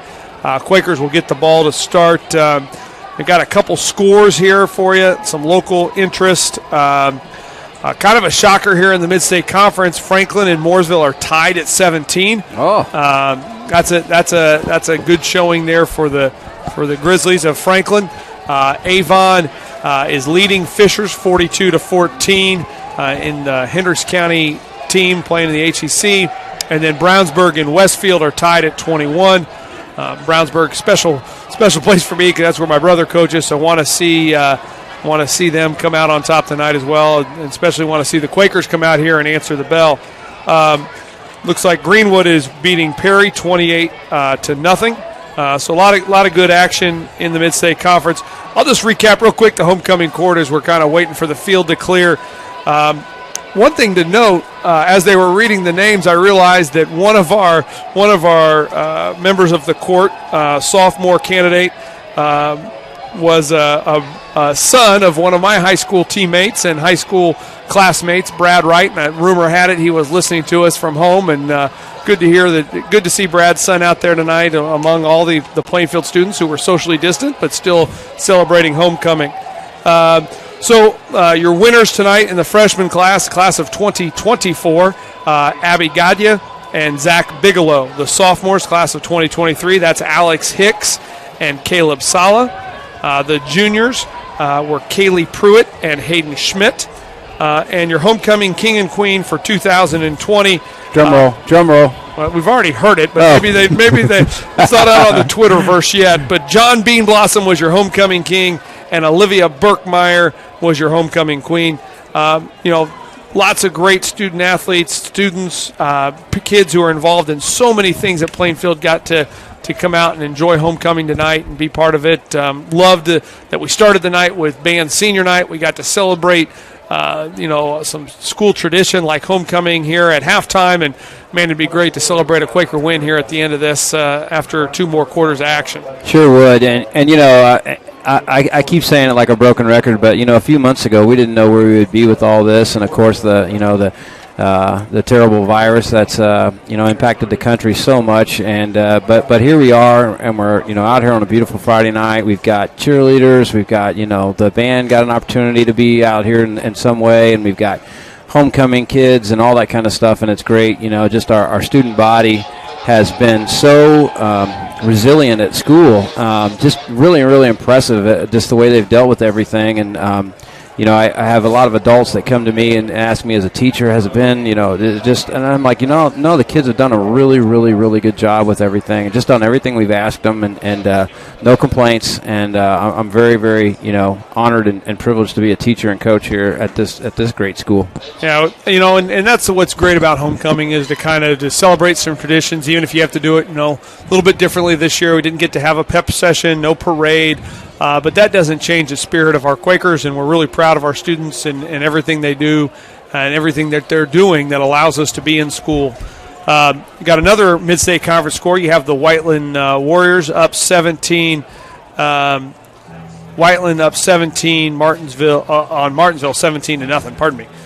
Well, I'll tell you what, I like our special teams here. That's one area in the 3 phases of the game that I feel like we have done a really good job with it tonight. And, and when in a game sometimes you feel like you're overmatched or whatnot in certain places. This is something I like to see them kick that ball to Vanderbush, and I love having the ball in his hands and him picking up first downs like this. Here we go. Vanderbush takes the ball. He's got one man to beat. It's Galovic. He puts a move on him. Now he's going to run down the field. Picks his feet up. Oh, man. Gets all the way down to the 15-yard line. Coach Utterback said, run the ball. And he did. Got a big catch. Galovic toe bashed the ball down the field. And, man, he made something happen. That was a great job. Looks like we have a Decatur Hawk that's down on the sideline there. That doesn't look good on our sidelines. I hope the young man's okay. But, yeah, it's people sometimes overlook the special teams part of the game, and that's an area that we've got good talent, we've got good coaching, and it's definitely doing some really good stuff for us tonight. It's given us an opportunity. Once again, we're knocking on the door right off the bat. Absolutely. That's what you need. That's what you need to do in those situations. The Quakers set up a nice wedge, can't wedge block anymore, but a nice series of blockers working right from the middle of the field out to the left to kick out, and created a nice seam there for Vanderbush to hit it. And you saw Vanderbush in the open field. That's the second time tonight that he's made a guy miss, and it's paid off big for us. Well, you don't expect your kicker to be able to take down a player of his caliber in the open field. You just want him to slow him down and hope the rest of the troops get there, and that's what happened. And the Hawks had the angle, and Vanderbush did a nice job with really changing the field position. I think on a kickoff return, you could start with the ball on the 20, on your own 20, and now we're going to be down here on the 14-yard line. What a great run. There was just an awesome set of blocks, too. If you looked at it from our vantage point in the press box, a gigantic hole opened up, and it was very well executed by the boys out there on kick return team. So the injured Hawk was 21. That's William Starks, a sophomore on the kickoff team, and they've got him off the field, and it looked like he was able to walk off under his own power. And here come the Quakers. They're going to go with 20 personnel here. We got two running backs, no tight ends, 3 receivers, 2 to Moyer's right, 1 to his left. That's BB in single coverage down to the bottom. Moyers gives the ball to Nieto. He tries the right side, gets good push up front by the offensive line, and picks up 3 yards. Well, that's your bread and butter, and until they can stop it, then there's no reason why not to pound that ball just straight ahead. And you got to feel like our guys have got a shot of boost of morale, and they're ready to get a big push up front and see what we can do. All right, here we go. Moyers has Nieto behind him, going straight ahead again. Boom, he hits a big hole, drives the ball forward, and that is Nieto in straight ahead for the touchdown. And we'll get a chance, hopefully, to see that again. But that was just a nice job. Guys up front really drove the line of scrimmage, changed it. Sure did. And Juan when he puts his foot in the ground and gets going, is hitting the ball downhill. So we're going to go ahead to the replay here. Shows you the run by Nieto, and as Nichols goes out for the PAT and tries to bring it within 4.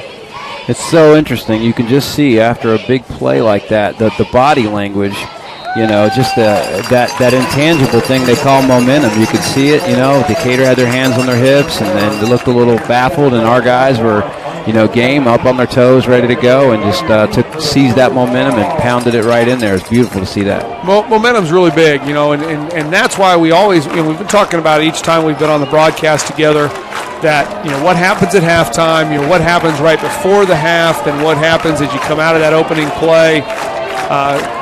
Quakers were able to, get a big return by Vanderbush, really set up some great field position, a couple runs, and all of a sudden now, we go from a 21-10 game to a 21-17. It's a 1 possession, and now it's just a matter of defense, and you need a stop. You don't need 10 stops, just get 1 and get going. Well, and you got to feel like we've been given made ourselves a lot of great opportunities with the turnovers, early in the first half and stuff, and those are exactly the type of things that had to happen for us to win this ball game, which we absolutely can. And then you get a huge special teams play like that, and you got the momentum, things are on your side, and now, we've been saying it all night. We just literally have to come up with a stop, a defensive stop, and then look out. We've got, we can do some great things here and make history tonight. All right, so we got a multitude of Quakers running down the field here. Some younger guys trying to cover the kick. Great on the ground kick. Here's young Harrison Herback right there, and so is Landon Drennan, number 8. The freshman runs down the field and makes the tackle. And that's the beauty of the squib kick, right? Well, Gets the ball moving. It's hard to handle. Exactly what I was going to say. People may not see that, and that's not a mistake. They mean to do that, and the reason why is that ball gets dribbling on the ground. It does funny things, and it can kind of negate some of that speed. You're not just giving them a free, nice catch and able to run full speed right at us. You're making them do it a different way, and they're not used to seeing that. And, there you go. The ball's on the 14-yard line rather than, midfield, which it easily could be. 2 receivers to the left. Tailback switches to the right. Evans motions from right to left. Gives is to Hicks. He goes to the left. Horsley pulls the ball, goes straight ahead. That's a read play, another option. It's an outside option to Hicks and an inside run by Horsley. Some people call that an inverted veer or a power read play, depending on how it's blocked up front. But a nice job there by Horsley making a good decision and pulling the football and really attacking the inside of the Quaker defense. Well, and if I'm Decatur, Coach, like I said it earlier, only good things have happened when the ball's in that kid's hand, and that's where I'd keep it if I'm them. All right, little pin and pull play here to Evans, I think. But the Quakers do a nice job of attacking that down block by Hicks and the pulling guards and are able to come in and fill. It's going to be 3rd and short. 3rd and short has been a quarterback sneak option. Yeah. We'll see if he goes under center. You mentioned Hicks is a little bit banged up. Number 5, he's been their lead ball carrier. They're gonna send for him from the sidelines and bring a sub in. That's 21. That's the young man who was shaken up on the that's Starks. He was shaken up on the long kickoff return by Vanderbush. Talked about making history. It's been 10 straight victories in this rivalry from Decatur Central, and it'd be great for the Quakers to keep finding a way here tonight. Right. Toss sweep to the right. Quakers fill quickly and hold him to only 2 yards, but unfortunately Evans only needed 1 and was able to convert. 2012 was the last time the Quakers were able to be victorious against these Decatur Central Hawks, and so tonight would be a great time to get that turned back the right direction. Well, and that was a little bit of a, I and everybody else thought it was going to be quarterback sneak. They did a good job, a little bit of something different there. But we limited the damage. It didn't go for 10, 15 yards. He picked up the first, but that's okay. We live to fight another day. And like I said, we just need to continue to make them drive the field rather than break huge chunks of gain of yardage on us. Got a flag on the field there, Coach. Horsley pulls the ball. Again, that was another read play. Had the pulling guards coming back this way with Tracy, but he pulled the ball and attacked the left-hand side. Coach, is that the first flag of the game? We had one for the out-of-bounds kickoff on the onside kick, but not a significant number of flags. And not at all. For those of us who like a nice, quick, action-packed high school football game, that's what we're looking for. Yes, sir. So, the holding penalty on Decatur will back them up 10 yards. We talk about holding. Offensive linemen are taught to use their hands and to grab a hold of the defender, but just having to do it the right way with their hands inside the frame. Yeah. And when they get outside, they start grabbing with arms and more hugging the guy. That's when it's going to get called. Holding to you might be, it's in the eyes of the beholder, and it's only holding too, Coach, if they catch you doing it. Right, and I mean there is a technique to how you block. Absolutely, yeah. That is right on the edge there. So, yep. All right, so it looks like Horsley is in the gun here. He moves his running back to his right, goes with the deep throw. Anderson is right there to break it up. They go back trying to get 8 Broadwater, Peyton Broadwater down the left sideline. They got us on that one earlier, but this time Anderson does a nice job leaping up and knocking the ball down. Well, Broadwater, he's a 6'2" kid. You can kind of see what they're trying to do there. Get that ball up in the air and, and let him use his height. We were in good position there, and, that's a ball that if he throws it just a little bit off, we can pick that ball. And close to it. Anderson's 5'8" versus 6'2". Yeah. I mean, he's giving that up and did a nice job of making the play. Evans moves to his right. Horsley goes back to pass, looks to his left. He takes a shot, too. Oh, that's a ball we that was kind of an in-betweener. He threw it over the head of the short receiver and short of the long receiver, so it's going to be third down, it looks like. Now, Coach, the quarterback took a shot there. Horsley did. What are the rule differences between the quarterback here and as in, most people are used to watching the NFL? And the NFL is, that he is your money player for sure, and he's down. That's Horsley that's down? And Horsley is down. I see Tank Stevens 3 over there with Coach Enright on the sideline. He's the backup quarterback. He took a shot, Coach. I didn't see who it was from. We brought the pressure. He got the ball off, but you could tell it was a hurried throw and kind of lucky. We almost picked that, but I think he took a pretty hard shot, and I believe he got up. That would explain why the ball was off target. Right? He's a good thrower, and for the ball to miss like that, definitely that contact. And quarterback is like a punter. When you're in the throwing motion or in a punting motion, you're pretty exposed, and when you get hit there, and that's why, people always question those rules. Looks like it might be an arm or a shoulder there that they're looking at. Looks like it's his right arm, which he's a right-handed Q, so he is a runner as well, so he can get some different. You were saying the backup quarterback earlier in the game. It was whom? That the backup quarterback is Stevens 3, who's the starting linebacker. We talked about him. Who his brother is an was a quarterback at Decatur Central as well at Penn State and Mississippi State. Okay, and is now, I believe, a practice squad player. If I could be wrong though, with the Saints. Kind of very, very similar to Taysom Hill, who is on the Saints as their backup quarterback, and he's a kind of a running threat, strong, very strong athlete. So that's who we're going to see here. Yeah, we're going to see his brother. Luckily, he's a sophomore, not the NFL player. If the NFL guy shows up, we're in trouble. Well, defensively, then, we're going to expect that. What's going to happen here? Well, you got a young Q, but a guy who started defensively several games. He's not like he's been sitting on the bench not doing anything. He's got some contact tonight. He's not afraid of it. But it's third and long. He's gonna scramble, makes a guy miss, comes back this way. He's gonna work down the sideline. He's gonna try to run the ball. He's gonna be short, but made a guy miss in the backfield. He definitely has some wiggle. Looks like, depending on the spot, about 4th and 5 here. So. On your own 30-yard line, definitely a punting situation now. Horsley is your punter. So we're going to have a backup punter come in. Going to see who that might be. Looks as if they moved the ball back quite a bit. Maybe he stepped out of bounds. Yeah. He was trying to run up the sideline here and wasn't enough. Trying to get a number on the punter. Looks like it's Tracy, 11. Going to be 4th and 10. Herbeck should be deep for the Quakers. Again, the tight formation. Over his head. Step over his head. Quakers are trying to get to it here. He's going to throw it out of the end zone. Incomplete pass.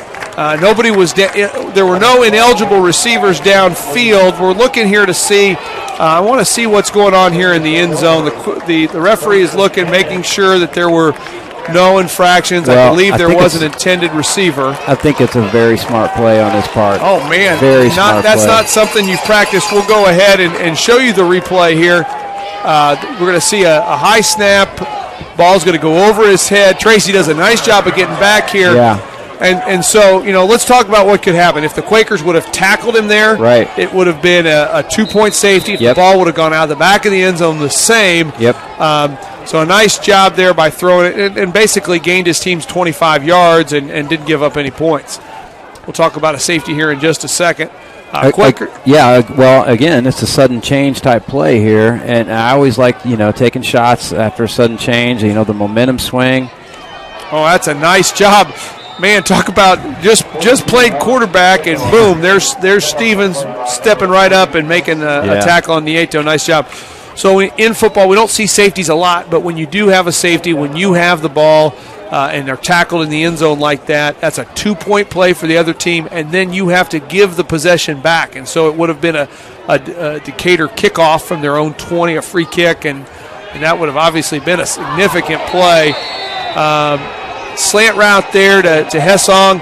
It was close whether or not he was too soon. It was right there at the contact, and ball is incomplete. No flag on the play. Difficult to see the numbers from the Decatur kids, but the kid made a good break on the ball, and it was a good play. A good play. We promise at home we're doing our very, very best to try to see it. So here we go. It's 3rd and 9. Coach Wood are definitely thinking this is 4-down territory. Here comes the running game by the straight ahead there to BB.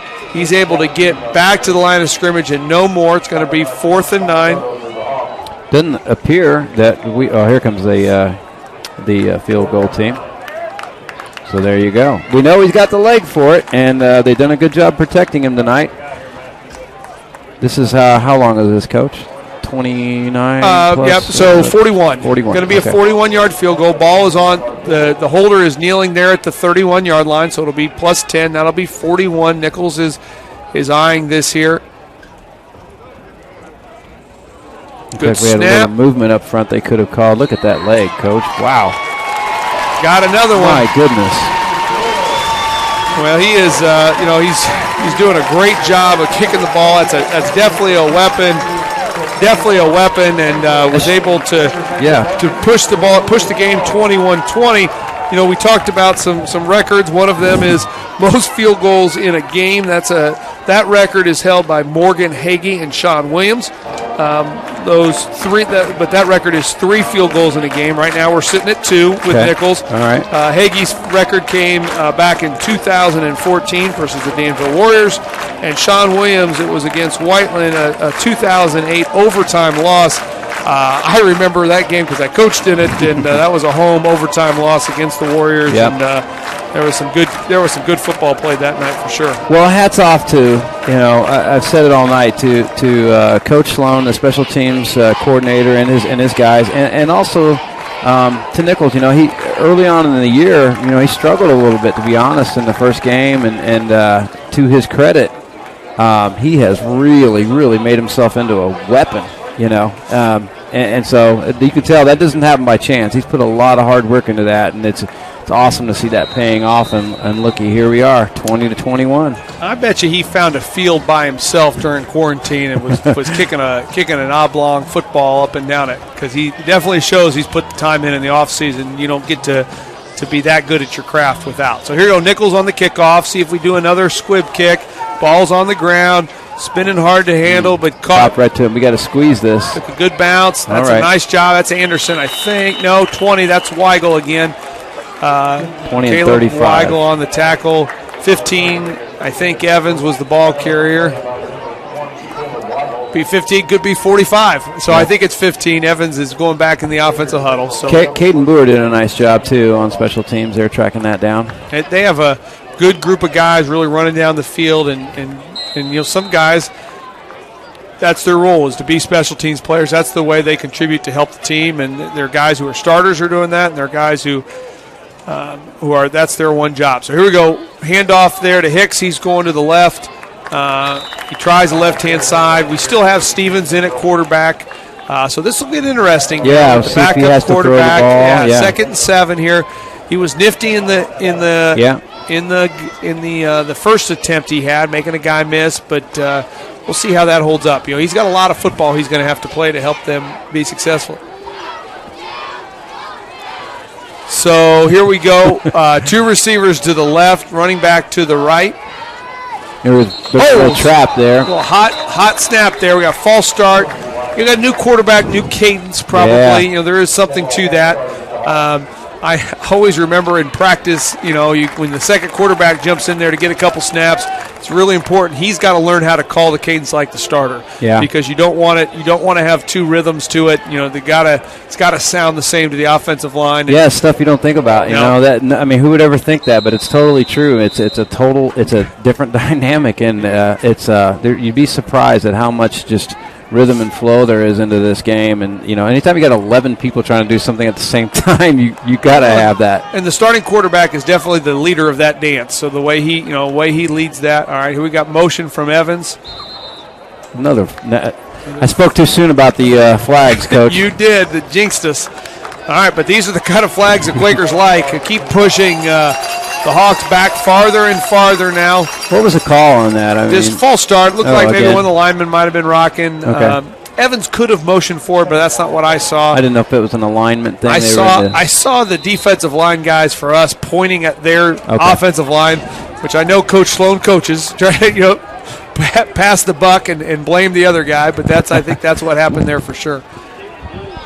All right, it's going to be second down in 18. This is definitely not the place that Coach Enright wants the Hawks to be in here. Ball is on the hash, 2-by-2, 10 personnel. Running back behind Stevens. He shifts to the right. Takes the snap. Ball gets on the ground. It's fumbled. He's struggling out there right now, and you know. There's some confidence that, right now this is where you want to keep the pressure up. You don't want him to have success. You want him to continue to seed doubt in his mind here. And, we were talking beforehand, before we came on air, about playing sophomores. And if you've got a good sophomore, man, you want them to play and get that experience. But we both remember my dad always talking about, for every sophomore you play, you end up losing a game, just not because it's their fault, but just because it's hard being a sophomore. You don't have the experience that juniors and seniors, those older guys, do. Stevens drops back to pass. He's going to scramble again. Absolutely not. Monday is trying to get to him. Hessong does a nice job going low, which is how you coach it, especially versus the big kid there. Hessong makes the tackle there, and it's going to be fourth down. I wish I had my binoculars. I could look over there. It looks like we have a Decatur Central Hawk, no shoulder pads on, trying to throw over there on the track. That might be Stevens trying to see if he can get loose. Looks like he's got the trainer there with him, and he's throwing a decent ball. It's 15, 20 yards down the field, but he may be laboring a little bit to do that. They're short a guy, only 10 on the field for the Hawks. They run a guy out. And and last time you got to feel like, bad things happen for Decatur. Please snap it over his head. Yeah, they don't want to be in this formation. Swivels it back. Quakers holding him up. A short punt. Remember we said that Horsley was the... Yeah, we didn't fair catch that. No, we didn't. Which is a little interesting there. Caught it, though. That's the most important part. Absolutely. And the Quakers are going to take over on the 45-yard line. Had some good success on our first drive. We've been able to do a nice job. It would be great to be able to get some points again here. And so let's get a little momentum and get going here offensively. Well, and also, taking a glance over at the clock, obviously there's a ton of game left, but with every possession, obviously the clock situation is going to change, and I'd love to see us make some good things happen here. And it looks like bread and butter's back, Nieto. Just a 2-yard gain, going to bring up 2nd and 8. I think that's an important thing. Is things are bread and butter for a reason. They're the place where the Quakers have some confidence, like you've said earlier. The offensive line is having some success and is feeling good about running the ball, and that's good. You want to ride that when you can. The Quakers are going with this unbalanced offense. They've got 3 2 linemen and a tight end to the left, along with Woodard with the 2 receivers, and we're trying to get the ball on the edge here, and that's a nice job knifing in there by the safety. That's 27. Yeah. Thank you, Devin Davis. And that when you start to really dedicate to the running game like this, the Hawks are going to have to dedicate more guys to trying to stop it. I think we're definitely seeing that here and how they're playing. Quakers kind of get themselves in a 3rd and long here after the loss. It's going to be 3rd and 11. We're going to go with 2 receivers to the right, 1 to the left. BB down here by himself. Nieto in the backfield. Woodard as a slot. Moyers goes back to pass. He's looking for BB for sure. Works the sideline, and really strong coverage there by 21. That's Will Starks. Will was right there, step for step with Jack, and just weren't able to get open. Well, and at this point, not to be critical of our quarterback, but I think he had that matchup. He knew he wanted to go there. He didn't look at anything else. Now, tell me about this 4th down here, Coach. Trying to get him to jump. I thought maybe Which they did. Thought maybe we did. That's kind of our MO. We like to go that hard count. Yeah. We're going to try to punt it here. Gets the ball away. We've had some good success with this so far. Ball is going to go inside the 10 again. Are you This kidding is me? the second punt inside the 3-yard line by Moyers. He may be the special teams MVP, and that's with Nichols with 2 long field goals and Vanderbush with the long kick return. Coach Sloan is going to have a hard time picking a special teams player of the week. And I see Coach Perica down there. That's all coaching right there, buddy. I mean, you can't teach that when you got a Perica on your side. I don't think Coach Perica has anything to do with the punt game. Well, he was talking to him. I mean, like he did. That's a good move. Take credit wherever you can find it. Yeah, for sure. Well, that's good stuff, man. I mean, things continue to shine on the Quakers here tonight. It's like we're getting the breaks. We're getting good things. Field position definitely helping for sure. All right, so they're gonna be backed up here. Now I don't like. You wonder why they're not putting him under center here. He struggled with this, and now he's standing in the end zone. Ball is given straight ahead. Stevens pulls it. Yep. Attacks straight ahead. Picks up 8 yards. Yep. 9 yards maybe, and it gets a big gain. I think that's going to be probably where he's going to be more comfortable. We talked about confidence.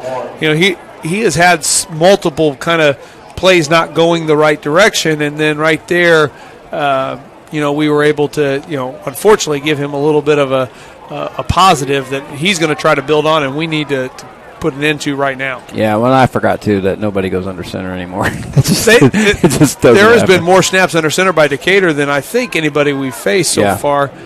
Perry showed a lot of that on film and then didn't do it as much against us. All right, in the shotgun again with the handoff here. It looks like Hicks. He works the left-hand side and is able to get the first down. This is where the Quaker defense need to stiffen up, and this is the benefit of the long punt, right? We have a punt, put them inside the 3-yard. They've had 2 back-to-back good plays, and they're just now crossing the 20, which is you're perfectly fine with. And it's 1st and 10. Let's do it again, and let's try to hold them back here. Well, and you got to figure that's what Decatur is going to do. They're going to. I mean, if you're them, you go right to your bread and butter, and the thing that we haven't really stopped. Motion tonight. with Evans. Let's see if he. Oh, there was a little bit of motion there by the right tackle. I believe you would say that Stevens' go-to move is the spin move, as he used it 3 times there. Anderson comes from his cornerback position to make another tackle for loss. That's at least his 2nd tackle for loss tonight, and a really nice play. You're going to watch. Horsting is back in, comes in off the bench there. That's just saw that. One thing you'll notice, and this is, watch where Evans, 15, when he's as a slot, where he lines up. When he's tight to the line of scrimmage, he's going to go straight ahead. But when he plays back a little bit, and he does that sometimes in motion, he ends up being a puller. So here we go with a pull, a wide run, makes a guy miss in the hole, but a nice tackle there. I think that's Kane, 29. And the Quakers, Garrett Kane, 29 on the tackle, brings up 3rd down and 6. Big play here for the Quakers. For well, sure. And I think too, with Horsley back in the game, if you're savvy, you got to think, okay, the kid's hurting a little bit. He's probably not going to expose himself as much as he did before. And at the same time, you got to question a little bit his ability to throw with a bad shoulder. So I think as a linebacker or as a defensive guy, your keys are cut down a little bit. You don't have to worry so much about him running the ball. All right, well, that's going to be the quarter. We're going to go to a quick commercial, and when we come back, we'll get started here in the really close 4th quarter. Being a licensed sports official is a great way to make a positive difference in the community and support the over 160,000 Indiana student athletes that participate across 22 IHSAA sports. Sports officiating allows you to stay connected to the game, become a role model for our young student athletes, earn extra money, and support the patrons and communities of our IHSAA member schools. To learn more about becoming a licensed IHSAA official, log on to ihsaa.org/officials today.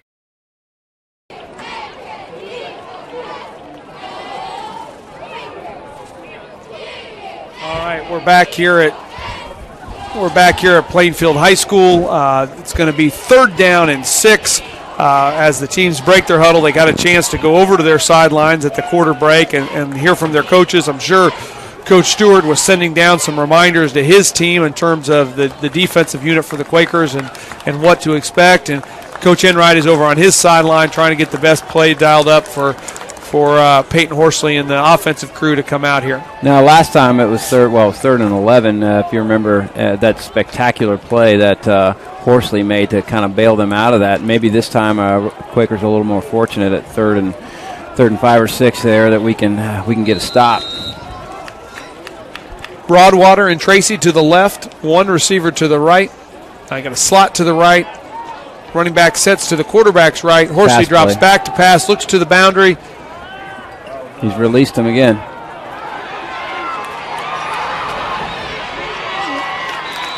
He was able to complete the ball over the outstretched arms of the Quakers defender and make a big gain, crossing into Quaker territory inside the 35-yard line. And those are just the plays that you can't make and you can't allow them to make. And unfortunately, when you have a savvy quarterback, a guy who didn't feel the pressure, and that's the difference between a senior quarterback and a sophomore. Yeah. The senior who's done it time and time again, and part of some back to back, 4 straight Mid-State Conference titles. They've won a lot of football games in Mid-State Conference, and Horsley's been a part of those, so he knows what was going on there. Well, we tried to bring pressure too. I don't know if you saw, and it just didn't. They picked it up really well, and it gave him the extra time to make that play. We've talked about momentum, and it's definitely swinging back over to the eastern side of the field here to the Decatur Central Hawks, and it's Quakers' job to try to match it right now. So Damian Golden checks back in for the Quakers. He'll play the left edge of the defense on this play coming up. BB's on the right outside linebacker. He plays to the field a lot to try to force the ball into the boundary, and teams will run away from him. All right, Horsley in the shotgun, 2 receivers to the left. Look for a puller, and there it is. Evans tipped it off again. He's sitting back in his stance, and that's one thing I wanted to talk about a little bit of just the art of watching film and seeing how. Well, it looks like, Horsley, I was concerned if he was going to run the ball anymore, being that he's a little bit banged up, and he went down. A great stick by Bailey Haston, and, he didn't look like he enjoyed how that felt. He got up rather slow, and he looks like he's still kind of, being a little bit gimpy out there. All right, so Horsley's going to go back under center, 2 wings. Here comes the sweep. There's Tracy trying the right side. They're definitely running away from BB on those outside runs, I think, or at least they like the ground to their bench a little bit better to the field, and some people do that. What I was saying was, that veteran coach who's able to watch film and pick up on those things, that's an art, and you learn from that. I was really lucky as a young coach to get to watch, I've talked about Steve Perica and Coach Delahan and Coach Taphorn and work with Coach Allen and Coach Kirshner and as a kid to get to watch film with my dad and be able to pick up on those things and learn that craft of trying to see those tells. Motion goes to the left. We're going to get an inside counter handoff. That goes to 21. He tries the right side and picks up the first down. That's 21, William Starks. He was the corner who made the defensive play a few minutes ago on BB and is now in there running the ball when Tracy came out for a play. Yeah, that was a nicely executed play, and like you said, body language says a lot. And if you look at it, there are Quakers right now. We're going to try to find a way to stiffen up down here on the goal line, and we've been fortunate thus far with turnovers and so forth. Maybe we can squeeze another one out of this. All right, 2 wings again for Horsley as he goes under center. Fullback's a little bit deeper. Tracy motioning to the right. Watch the toss. There it is. That was why the fullback was deeper there. Runs straight ahead and unfortunately in for a touchdown for the Hawks. That pushes the ball game, pushes it 27-20. Oh, we got a Quaker down. He's back up. That's number 3 there. It's Herbeck. Yep, Herbeck. Hunter Herbeck. Pops up. I think he's going to try to stay in there. He just met the ball carrier there, and unfortunately they were able to get in for a touchdown. Now, the good news is, even with this extra point, it's still a 1-possession game. Galovic can come out here if he's able to hit it, would push it to an 8-point game, 28-20. Hopefully the Quakers can bring some pressure. We get up. Oh, nice job coming off the edge there. A lot of pressure, but he's able to get it. And so now we're down inside of 9 minutes. We got a kickoff coming here from Decatur. And one thing to think about from Decatur is, I'm betting they're not going to kick it deep to Vanderbush. So we're thinking a squib or a pop-up, something that goes not to him, because they're definitely, they know that, or they saw what happened to start the half when they went to him. Yeah, maybe, I don't know if Coach Sloan is looking at if he's got a combination of other kids that maybe, kind of a hybrid hands type team where, you still have your guys up front, your front five and so forth blocking, but make sure that you got guys out there that are going to be used to having the ball in their hands, because I can't imagine Decatur kicking to Vanderbush again, but I could be wrong. And it looks like we have some good skill kids out there. All right, so we're going to see Galovic tee it up here, and deep for the Quakers is Vanderbush. But you're right, I see Anderson, who's a good ball carrier. I see 16. That's Carson Works. Yeah. He's in there too. Noah Hessong, another good ball carrier. So you're right, they definitely have a second tier of the second wave of guys are also all good guys who can catch it and do something with it. All right, here comes the kickoff. He puts a foot into it, kicks it into the end zone, I think. Yes, just barely makes it in the end zone and barely counts. So it's going to come out to the 20-yard line here where the Quakers take over. And it's an interesting thing. They've if you have a kicker who can put it in the end zone, that's the goal. You want to do that every time, and you know the outcome. So yeah, for sure.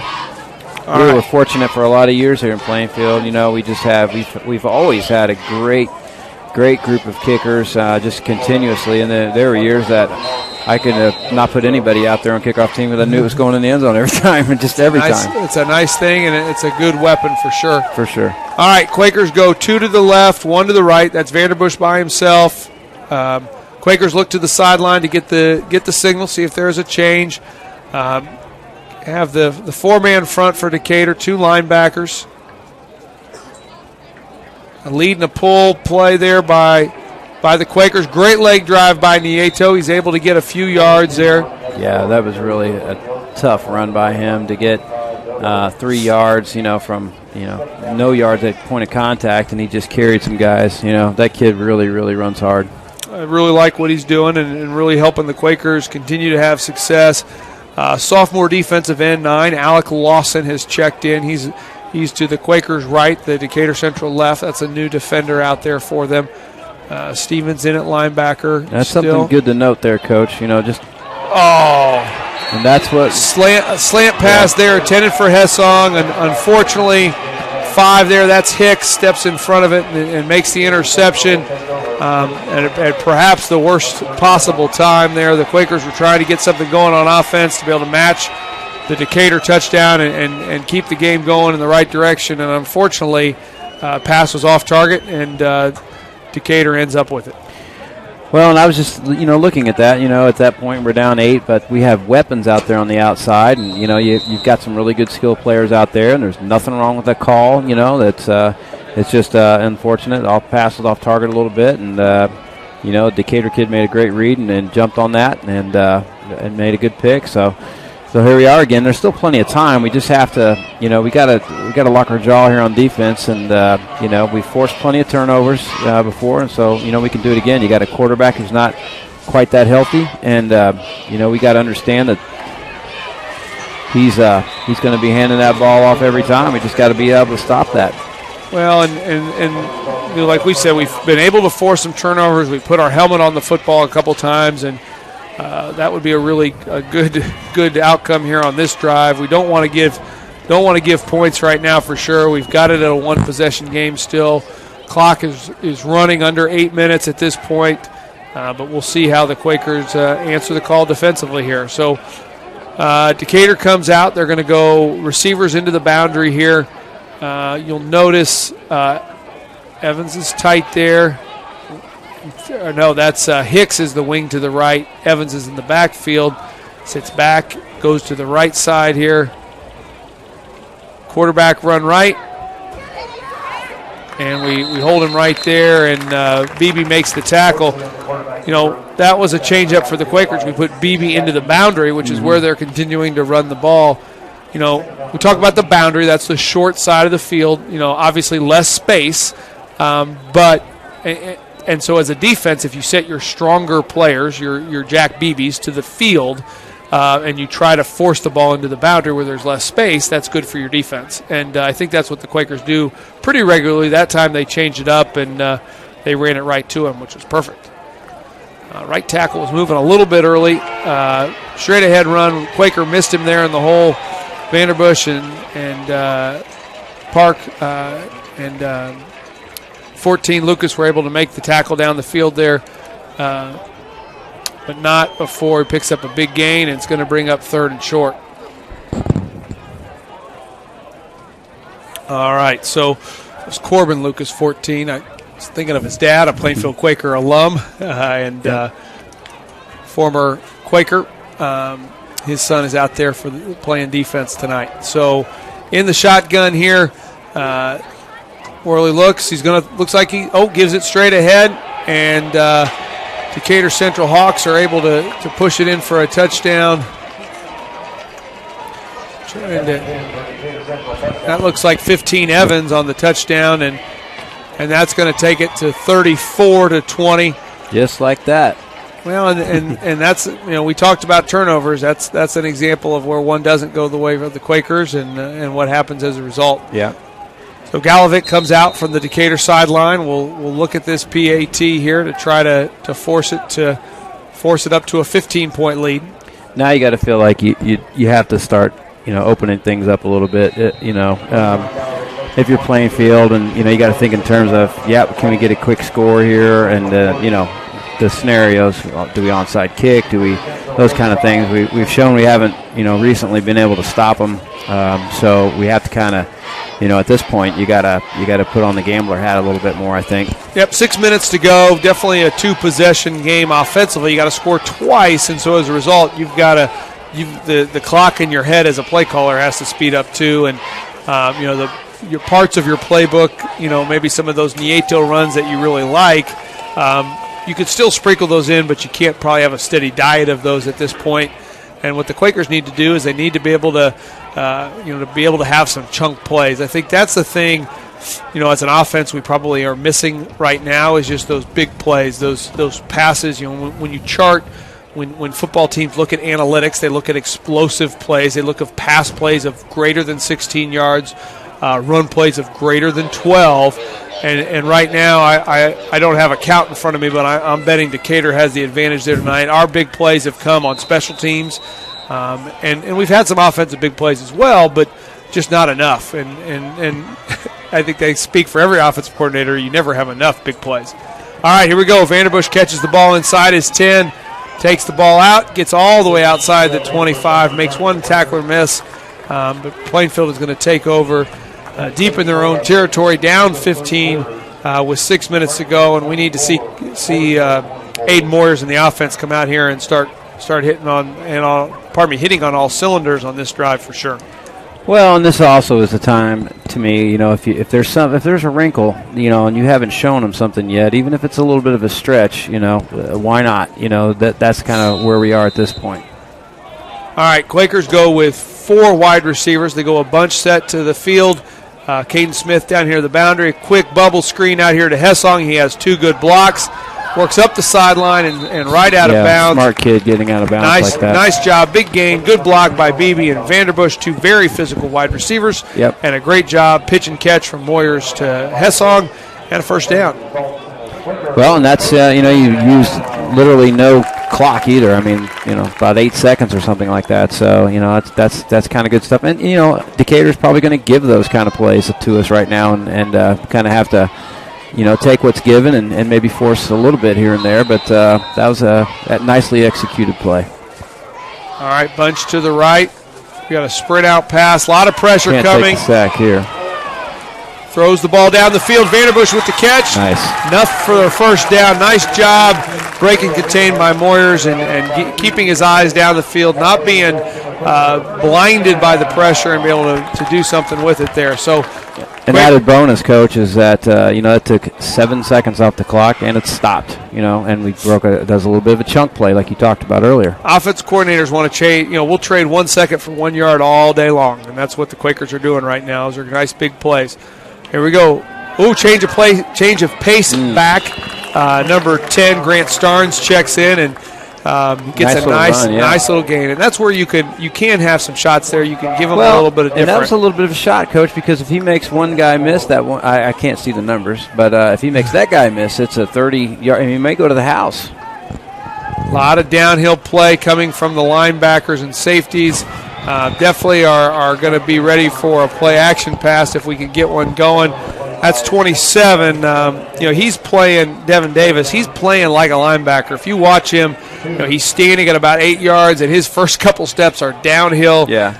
And he's a run defender. Both those safeties standing right there next to the umpire. Oh, there you go. There was number 9. There's the sophomore Lawson jumping off sides, just like we needed him to get the first down. And I don't blame the sophomore. Mortars is a really good hard count guy. He's gotten those 5 yards, and should probably give those to him somehow, some kind of statistic. He gets those 5 yards. I don't know if you add him to rushing or passing or where you give him to him, but he's doing a nice job getting those freebies for us. Okay, and I've said this before in previous games, but if you look down here at the bottom part of the screen, I like this matchup, and you can throw this ball in a way that it doesn't really. Here comes the pressure, just like you wanted, Coach Utterback going to Vanderbush.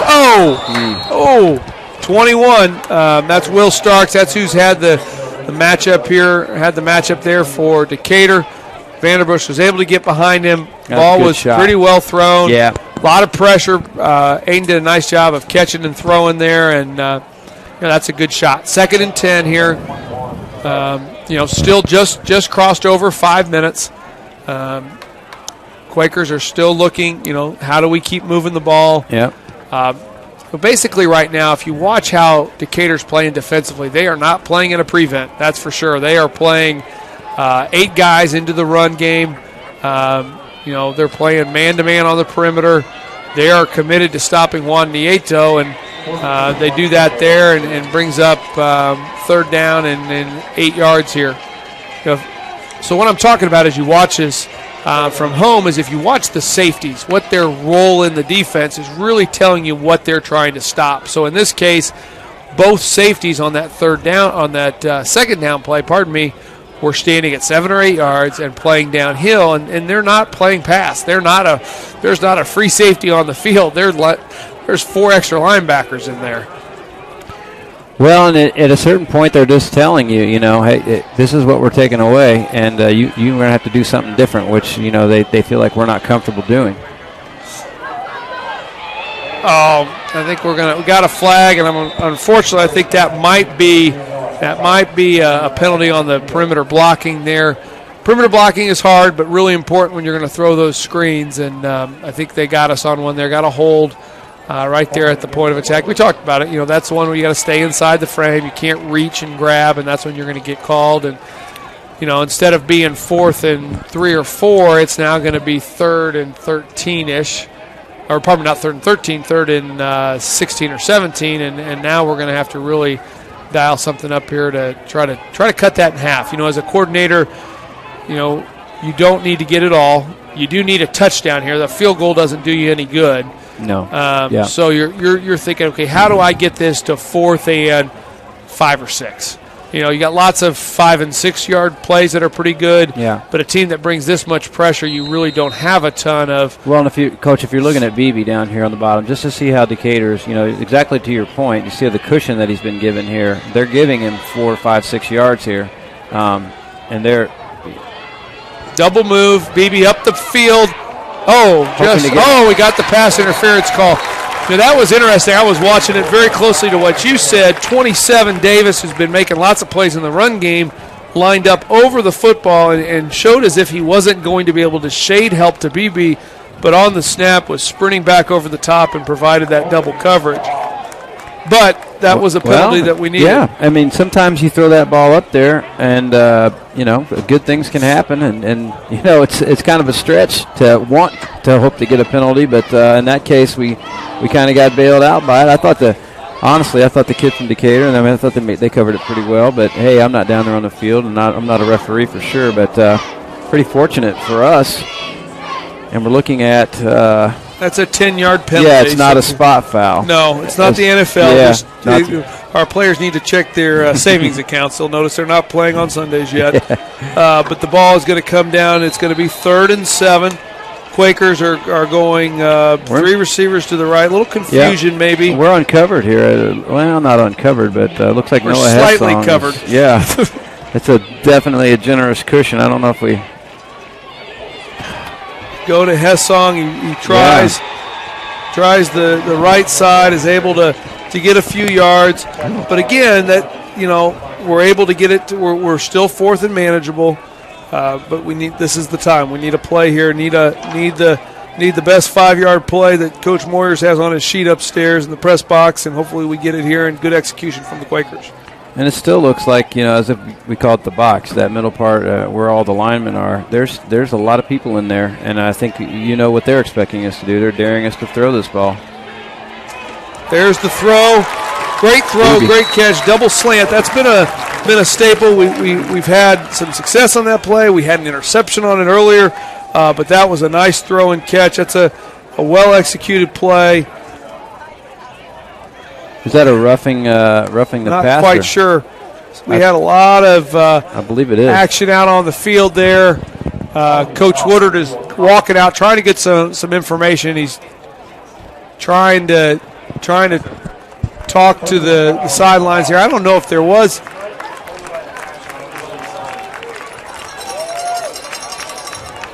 Got some clapping, if nothing else, from the Quakers, so that has to be an indication. It's not bad. Yeah, I think it was roughing the passer. Tack that on to the end of the run. That's great. That's going to be a half the distance at the end of that. That's going to push the Quakers to 1st and goal, just across the 10. Got a question for you. Yes, sir. If we end up scoring this touchdown here, go for 1. Okay, that was my question. Get the extra point. You can always go for 2 on the second one. All right. Okay. Always take points. Save the 2 till as late as possible because you don't know what's going to happen. Long count. That was a dumb question coming from the defensive guy over here. I think we were moving. I think the Quakers were leaning. That hard count from Moyers got us that time. Unfortunately, we won't take those 5 yards away from him like we gave them to him earlier. But I think that's you want to definitely get the extra point here. Cut it to 8. You want to. In my opinion, you want to push that going for 2 to the very end. That's just kind of my philosophy. Yeah. Don't want to chase points. Well, and special teams coordinator question is, what do we onside want to kick. do with this? Definitely onside kick. Yeah, we can't. Three we haven't minutes. stopped them. We're not in the NFL, and we don't have the ability to stop the clock as many times as they do, seemingly. Be interested to see what kind of kicks Nichols has in his bag of tricks if we are able to get to that point. All right, we get back to the 10-yard line. Quakers going to have to play fast here. We do have all 3 timeouts, but we do need to score twice. So 2:45 to go. Staying in the same formation, same grouping. Smart. That keeps a few of moving pieces. Moyers goes in the gun. Nieto to his right. Good time to drops throw this back one to up pass. to the corner. Has a shot to the corner. It's BBO, and right through the outstretched hands of Jack Beebe. Lost a shoe, I think, in the process. He's going to hustle back in there, and it's going to be 3rd down and 10.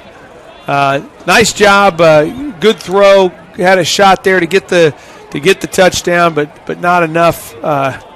Jack's fingertips were about 2 inches longer. He might have been able to get to that one. Yeah. But you know what? Threw it were my guy or nobody. Yeah, Jack's going to get a chance to fix his shoe. Looks like an official's timeout, which is good because Jack's a really good football player, and he helps us the most by being on the field and not standing next to Coach Woodard. Well, now everybody, Decatur and everyone watching at home and everybody else is thinking, we're just going to throw to the corners of the end zone here several times, which is not a bad idea. You got really good athletes here and Vanderbush and stuff. But is there something else that you would look at doing here? 3rd down. And we had a good rub, if you remember, early on the little slant with Vanderbush and Hessong. We're in 10 personnel, 2 wide receivers split to both sides. Moyers is in the gun. Nieto flanks him to the right. Looks like man coverage across the board from Decatur. Looks like some pressure coming. Here they come. Looks out in the flat. Gets Nieto. He's got one man to beat with the stiff arm. Stop the clock, too. Stop the clock as he goes out of bounds. It's going to be inside the 2-yard line. Be interested to see what we go here. If we go with our hammer personnel, yep, looks like here comes the big guys off the sidelines. There's Riggins and Golden and Woodard coming in, and we're going to look to that direct snap to Beebe. That was a great call, and it was well executed. We haven't seen that all night. It was a nice time to see it. In man coverage situations, everybody's got a guy. It's hard to man cover the guy coming out of the backfield, and that's where the Quakers got him. All right, here we go. Beebe takes the direct snap, tries the left side. He's met and does not get in. A great job by Decatur Central. Number 56 perhaps made the tackle. That would be Christian Sweeten. And the Quakers are turned away on 4th and goal. So with 2:23 to go, we're a first down or two away from this one being ice for the Hawks. Hopefully here we're going to see, you're going to see Decatur's going to run the ball. Quakers are going to try to pull the ball out, try to cause a turnover. And, as a coach here, you're coaching the first guy to wrap up, the second guy to strip. And stand them up and strip them. I know when I was on staff and helping with the defense as a linebacker coach, which I knew nothing about but learned a lot quickly from you and others, we had drills where we would spend time in practice working on stripping the football.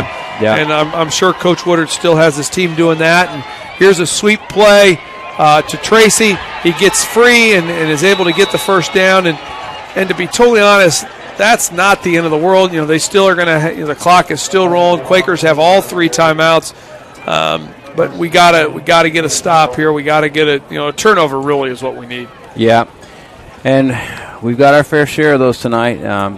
But again, like you said, at this point, it's you know pretty much what they're going to do. And if you're them, it's not rocket science, But we have to not give up a first down, or we got to turn the ball over. That's the only thing we have left at this point. Well, and I think right now it's they're going to be under center. They're going to run their bread and butter. There's the quarterback, keeps it off the boot. He's going to try to scramble. Incomplete pass. Clock will stop. Minute 37. Not quite sure there. It was a long developing play, so it ran some clock. If they were able to. That's why sweep plays are good in these situations. A handoff sweep like they run is a nice play because it has a lot of side-to-side versus just a dive play or an off-tackle play that's kind of more straightforward. A sweep does take some time to, and you're going to eat seconds off the clock with each of those. Pardon me.